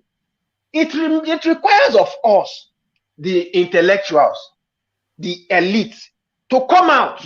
That is what is required. But because these people know that we are scared for our lives, because we have invested in our children and we want them to see us tomorrow, so we will not risk our life. That is why they have the impunity of making such laws, of appointing a Fulani as head of the Supreme Court, of appointing the head of the military Fulani, of making the central bank to give them all our money, of breaking the law and order of the country, and allowing the Fulanis to enter all the forests. 105. He was the honorary president of the St. Luke's International Hospital. It's because me and you, we love our life so much. And the truth is, he who loves his life will lose it. We will lose it. If you don't begin to understand, his life will love it. What are you talking about? No, he who does not want to come out. If we don't come out, they will come to our homes and expunge us. We are almost there. It's just who to rally behind, It's who to rally behind. At the moment, those who are standing in front of these guys, they are not too bad. They have shown us that they have the strength to stand in front of these guys. Why not we stand behind them? I'm telling you, for me, I cannot stand in front of the Nigerian military. That brute. Because I'm not known. So they can just extinguish me and nobody will know. But Sowore has built his name. So he's known. That's why they cannot take him down. Because there will be so much outcry in the world. But who am I? That is why I should support him in every way I can. And any other person that comes in front of this barbaric brute force, I will always stand behind, because everything has gone down. The currency, the money has depreciated so badly, and never in history has Nigerian naira gotten back to where it was.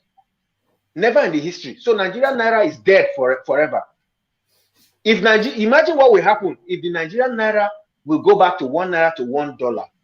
Do you know how rich everybody in that country will be? But do you think that's possible for your 1,000 naira to become $1,000? That's why I say Nigeria naira is dead. It will never get up. It will never get up, because if it gets up, a lot of people will be rich. We start buying properties in Europe and America. So that's not possible, because it's never in the history, it's never in the character of Nigeria or Nigerian government to make its people rich. The Inec itself is dead. It will never go against this Buhari or APC. So all this blah blah blah that this Yakubu guy is talking, just nonsense. That man is the worst. From Jega to this guy, they just know their way. The worst Inec we've ever had. These guys they just take victory and mount it to the enemies and say, go ye and deal with Nigerians. That's what we are facing. Sometimes I speak like this because not because I'm trying to be too forceful, but I speak with so much spirit because we watch this country graduate or deplete from one step to the other to the last. A president that can allow people to go and collect money from central bank to go on pilgrimage at reduced, subsidized, discounted rates, but will make the person who wants to take money to go and do business, the person who is employing labor, to pay double. In the same Nigeria that we are crying, why are we crying? We were doing this on purpose. He knows that his own allies in his region are okay as long as their people are poor, because that's their permanent status. But it is affecting the South more, because in the South, we are more democratized when it comes to wealth creation. Everyone for himself and everyone builds wealth. Why is it that whenever the Southerner is president, the country begins to increase? But when the Northerner is there, the country begins to deplete. You know, that's an actual fact, what you just said. It's a true fact. Under Obasanjo, the country propelled rapidly, even though Yes. he met completely debilitated economy from Abdul Yes. Salami. Under Goodluck Jonathan, it fast-forwarded rapidly, no matter what you say about that guy. But as soon as Buhari came in, the headline, he met $2.1 billion in the crude account. It's $35 billion now. What's happened to $2 billion? If you ask me, I will shoot you. This is just a fact. It's a fact. Because even the elite in the North that know the truth, that when they become president, they can make the country progress. They will not allow them. Because in their region, there is a ladder. There is a strata. You have to obey the top. Otherwise, you will not even get there. There are so many. Do you think we're just too different from these people? Is that really the thing? Are we just too different as a people? Mentality-wise, we are too different. The northern man is not built with a competitive spirit. They don't seem to understand what we are arguing about, and we can't really understand why they don't get it. So they think we don't get it. We know they don't get it. If I tell you something, you say I'm taking it to the east again. But I'll give you an instance. Because Don't go fight. This is something that happened. I think in Katsina or Kaduna. There was a woman who was lynched. She had a store in a shopping complex. She had a store in quite a favorable position. There's another man that sells the same thing, but he had his own store inside. So every 1 o'clock, I think, this man comes in front of this woman's store to pray. He was, trying to gaslight this woman into being lynched because they sell the same things. He wants to block this woman. So when the customers come, he will direct them to his own store. I don't know what happened, but every time he comes in front of the woman's store to pray. And when the Muslim man is praying, it is taboo to interrupt him. So this woman always tells him, but man, you cannot be coming to my shop, in front of my shop to pray. You can stay in front of your shop to pray.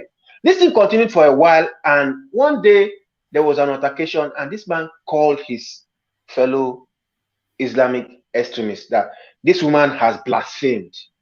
That was how they lynched that woman in that market. Out of jealousy that was quoted in his religious beliefs. You see that? That is the thing. The typical northerner, I'm sorry to use this word, but it's not built with a competitive spirit, with the spirit of we must be better. No, it's built with the spirit of... They are not really built for enterprise, is what we're saying. Yeah, they're not built for enterprise. They don't know how to generate income. So this is why you will meet $2 billion rather than think to increase that to $5 billion. You steal everything, you spend it, and then you start to borrow, and then you steal that, and then you borrow some more, and then you steal that as well. So they don't. This is why I'm saying, are we too different? Because they don't understand the concept of growth and development and wealth creation.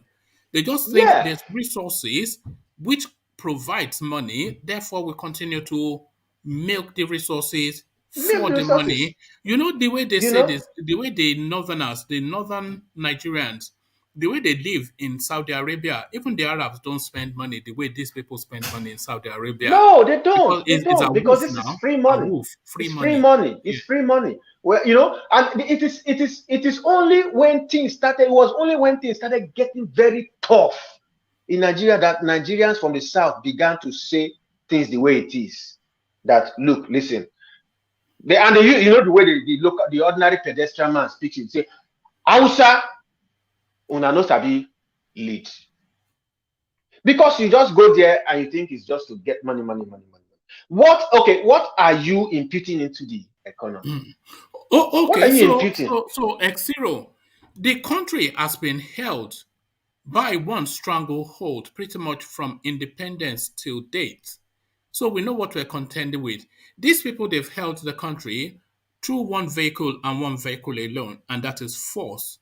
So they tell us that the pen is mightier than the sword, and we say we're cleverer than these people. So if we are cleverer than these people, and we already know that they only have one tool in their toolkit, which is Danladi get the guns. So how do we counter that force with intellect? Where is this intelligence that we vaunt all the time? We know what we're contending with, so why have we not been able to surmount it? The reason why we've not been able to surmount this, I'll just give you two because there are several, but I'll give you two. I think these two reasons suffice it. One is because the southerner always believes that no matter the situation, he will still use his competitiveness and get something for himself. At least he will be better than his neighbor. I better pass my neighbor. It's what pushed us to this level. I better pass my neighbor. Because when the country is getting worse and one man finds a way to go abroad, he and his family are made for life. Then the others can be watching them build their house, get generator, get light. So they will be talk of the community. They forget that if it is not well for everybody, it is not well for anybody. That is why when things became like this, even you who is abroad, they will kidnap your brother or your sister. Everybody has to be well. Otherwise, we will not all be well. The second reason why we have been so docile is because the country is so rich that even bad leadership does not really penetrate to the lower level that much. Not until after Jonathan did we begin to see that even the small hustle that we used to pay us no longer pay us. Even the farms, you cannot even go to the farms anymore. The country is so rich that you can have a bad leader and we can still be progressing. But Buhari ensured that that is not possible. We are so rich that even if they swindle trillions of dollars, as long as you don't block the places where the southern man can go and hustle, he will still bring some income to his house. But Buhari succeeded in closing all those gaps. Fulani men in the forest, military checkpoints in the roads, excessive import duties at the ports, police and SAF disturbing everybody. I mean, even Twitter was banned. What is remaining now? What? Where all the places we ran to, even what is it called? This money something on the computer. What is it called? That one that has now crashed again. Crypto. That they closed to go. Crypto was removed. They're even kidnapped. They're even arresting comedians. All these skit makers. Who is safe? You can be walking around and police will take you to. There was one that the Navy locked up for just comedy skits. Yes. And police is harassing everybody to the ATM. Who is safe? It only remains for everybody to sit inside their house and starve to death. That's why everybody is crying.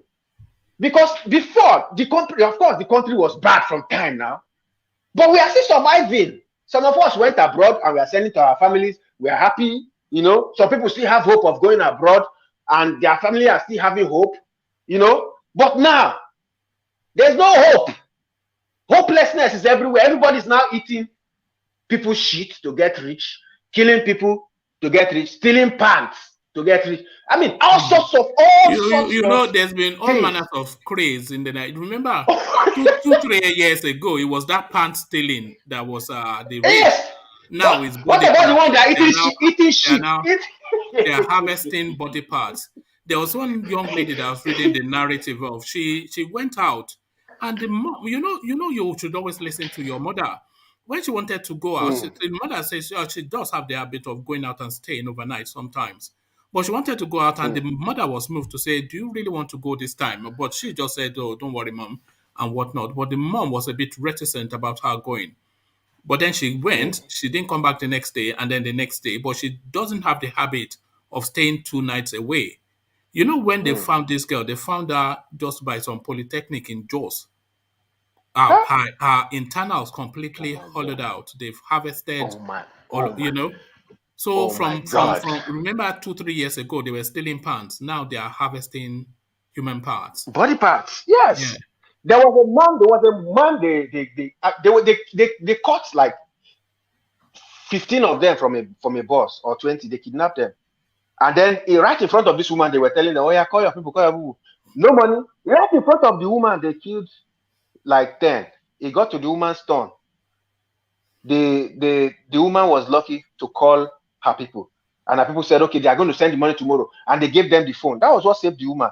The others, they whacked all of them. And as they were cutting them, they said they were putting their body parts in ice block. So they intended to go and sell those ones. Then somehow you must be economical. There's something you must give them. If you don't give them the cash, they will sell you in pieces. And that's how you see what before those me is they'll go to these babalawos who live in one room, face me, I face you, to go and do voodoo money. If the babalawo knows how to make voodoo money, why is he living in face me, I face you? Squalor. You know. And they've been giving them these crazy ideas. I don't know how these babalawos, whether they live in the soccer way, because the kind of crazy ideas they give these people. Some time ago, they were using mortar to bust people's brains. There was one that I saw. This was in the East. This guy, God just saved the girl. He'd dug a hollow grave, a hollow space in his room, and he'd invited his girlfriend to bury her alive. But just commotion, or maybe it was a child or something. There was that clip. I wanted to bring it here, but it was too graphic. You know, it's just so wild. Yeah, one man, it was his landlord. It was his landlord's child or something like that. Yes, it's just so wild. And he wanted to bury. He's living inside the landlord's house, trying to bury the son or the child in that hole. It's just pathetic, my brother. So it's pathetic. Oh my God! You see, one man. You are a Christian. I am a Christian. You do in the Bible. That is why they say that on the last day, he said, "Love will grow old." He said, "Man, love will grow old. People will be lovers of money than lovers of God." That is, these are some of the things that is. Just imagine. But Vin, yes, sir. Vin, Europeans who brought Christianity to us, Here in Scandinavia, they're no longer going to church. They only go to church when they want to do their baptism, and then they forget You know they because are they turning know the they know. churches into apartments here in Yeah, they are turning it into apartments. yeah. So it's not about Do you, security; it's do you rather know why? human feeling. Do you know why? Even the Mm, Babalawos, the DBS, the Alphas, and the rest of them, they find out that most of the things that they were doing before, people are no longer patronizing them because of how dirty the environment was. They have changed, mm, transformed themselves, wear a suit, wear Babariga, wear the Ishiago and the rest of them. Then they build church mm, and enter church. When you go to the church, you see a clean place, a very mm. well furnished Uh, area. Who would like to go there? Do Xero, why do you think they no longer go to the church in Scandinavia? Because I have a oh, theory about this. Because it's the same experience here. But my why? my What are theory your yeah? my theory is simple. My theory is simple. These people, I will tell you the way I feel about it. If you want to disagree, you can disagree. Go on. They use the church when they wanted to enter and take slaves and all those. Because the one thing I don't agree with is forgiveness. They use the church when they wanted to take slaves, and then they use those because those churches were used to tame people and tell people forgive. Your place is to be serving, to serve. While they were bringing in Christianity, they were taking your resources and taking slaves. Okay. No, that's one thing. Let me tell you what I think the Please, one reasons man, are. please, Mm, Yeah, please, one man, I beg of hold you, I on. beg of Yeah, you. hold on, Vin. Okay, Let me tell you okay. the reason why I feel they no longer take to religion in the West. I think they mm, have they have found science to replace what they look to religion for, because mm-hmm, religion, a lot of people use it to fill the gap that life cannot solve for them. Medical mm-hmm. needs of want. So if you look at a lot Yeah. of these Western societies, they've perfected a medical system that Mm-hmm. establishes a baseline of health for their population. They live forever. Yeah. There's no shortage of food. You have a roof over your head. You are warm, secure, and safe by the largesse of the state. They've developed through science and wealth, and Yeah. insulation to guarantee a base level minimum life for their for Yeah. their for their population. So Yeah. these are the things that underdeveloped But countries of look to course, religion it's the for. same. So you are It's the looking to same thing. religion. You are looking to religion for your health needs in Nigeria. You are looking to religion for money. You are looking to religion for protection. But in the West, the states have already covered that. So I think that might But well be the reason. religion was Yeah. political because the same time where they were taking slaves because they didn't have the industrial revolution. Once they had the industrial revolution, they stopped taking slaves. You think they stopped taking slaves because they loved human beings? Well, no, They but stopped taking slaves because they had options. Machines were now doing those jobs. So they now have no use for the slaves. You all right. know? Vin, you wanted Yeah. to come in? Vin? Oh, I think we've Yeah, lost Vin. yes, one Yeah, man. yeah, One man. I'm here. I'm here. yeah. Carry on. I wanted to plead with the platform and you as the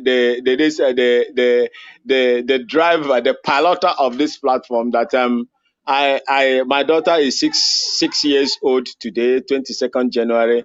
If Oh, you hear brilliant. any noise at the Oh, background, well, they are no, that's fantastic.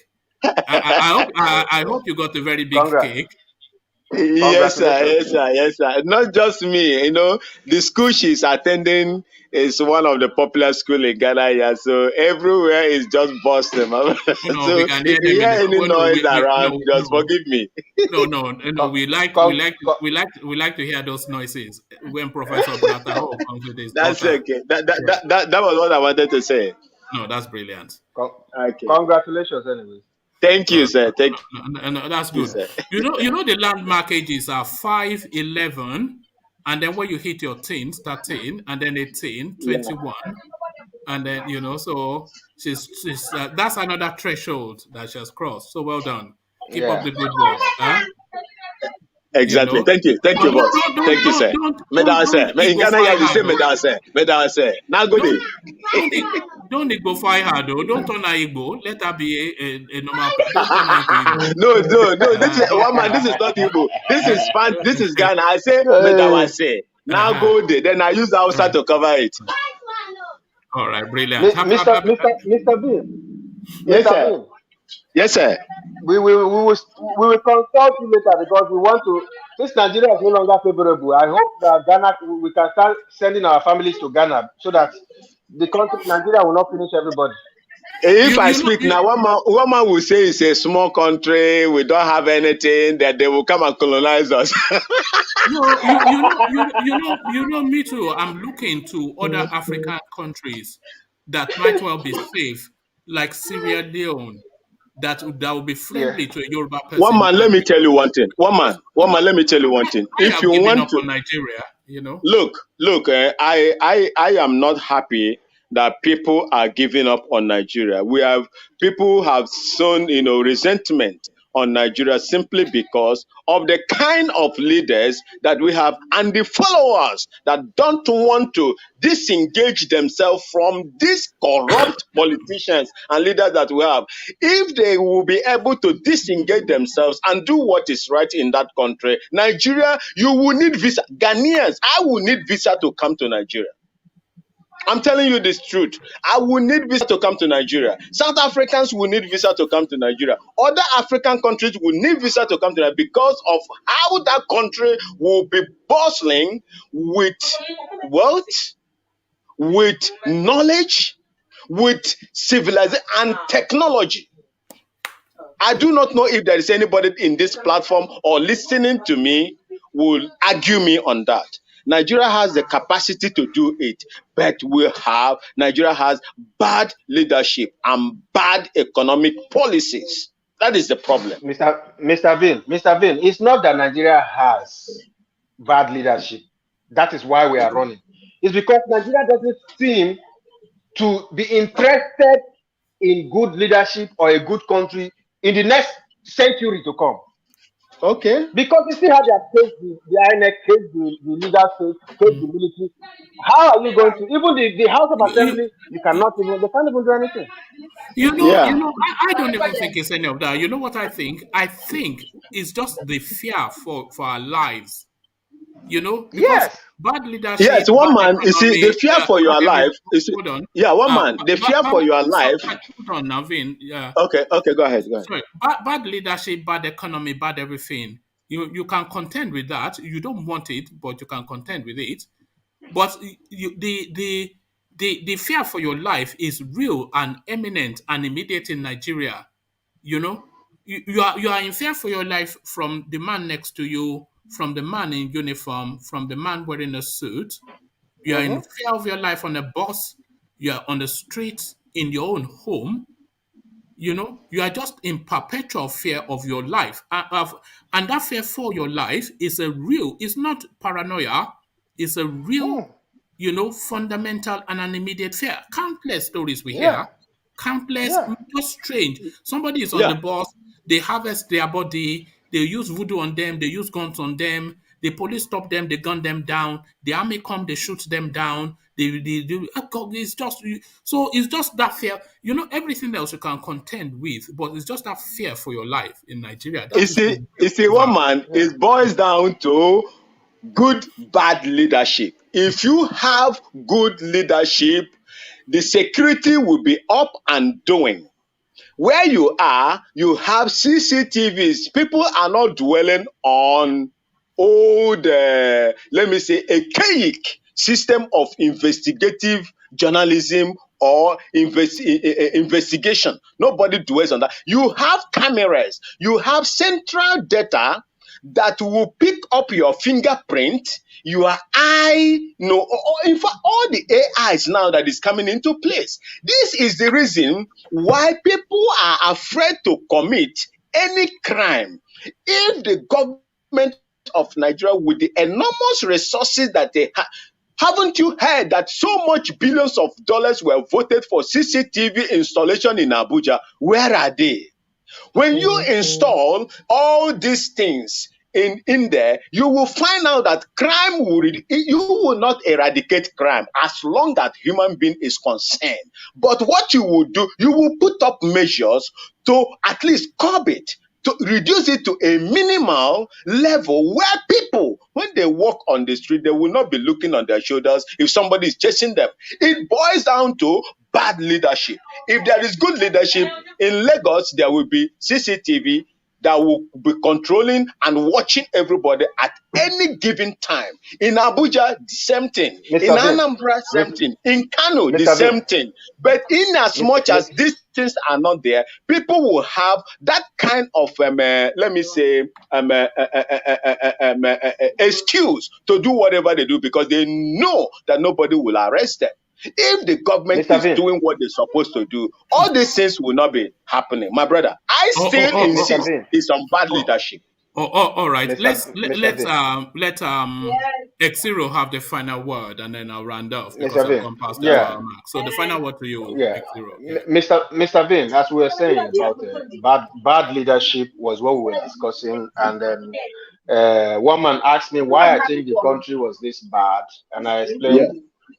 And so told him about the two things I can pick out was because the country is so rich, so we were so comfortable, even with bad leaders, we were still okay until we had the devil himself, you know. And then, of course, Nigeria has been bad from day one, but when you have the devil, everything is blocked, you know. But Mr. Vin, I wanted to ask you, why do you think what's the fundamental reason why a country progresses? Because I don't think we have hit it. It's not economy. It's not economy. It's not tourism. It's not a good leadership. But it is faith. Faith is the reason why a country progresses.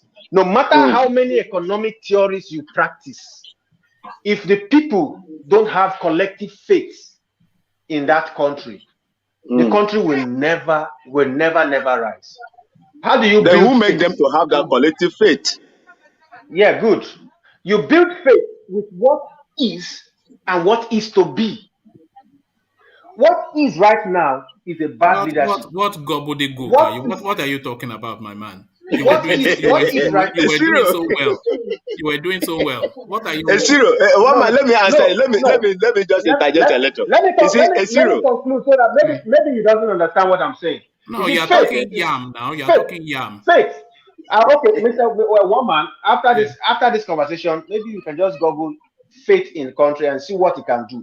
You see, a country can go from patriotism. Patriotism is that is faith. Yeah, exactly. That is faith. That is faith. A country can go from 0 to 50% with just faith. With just faith.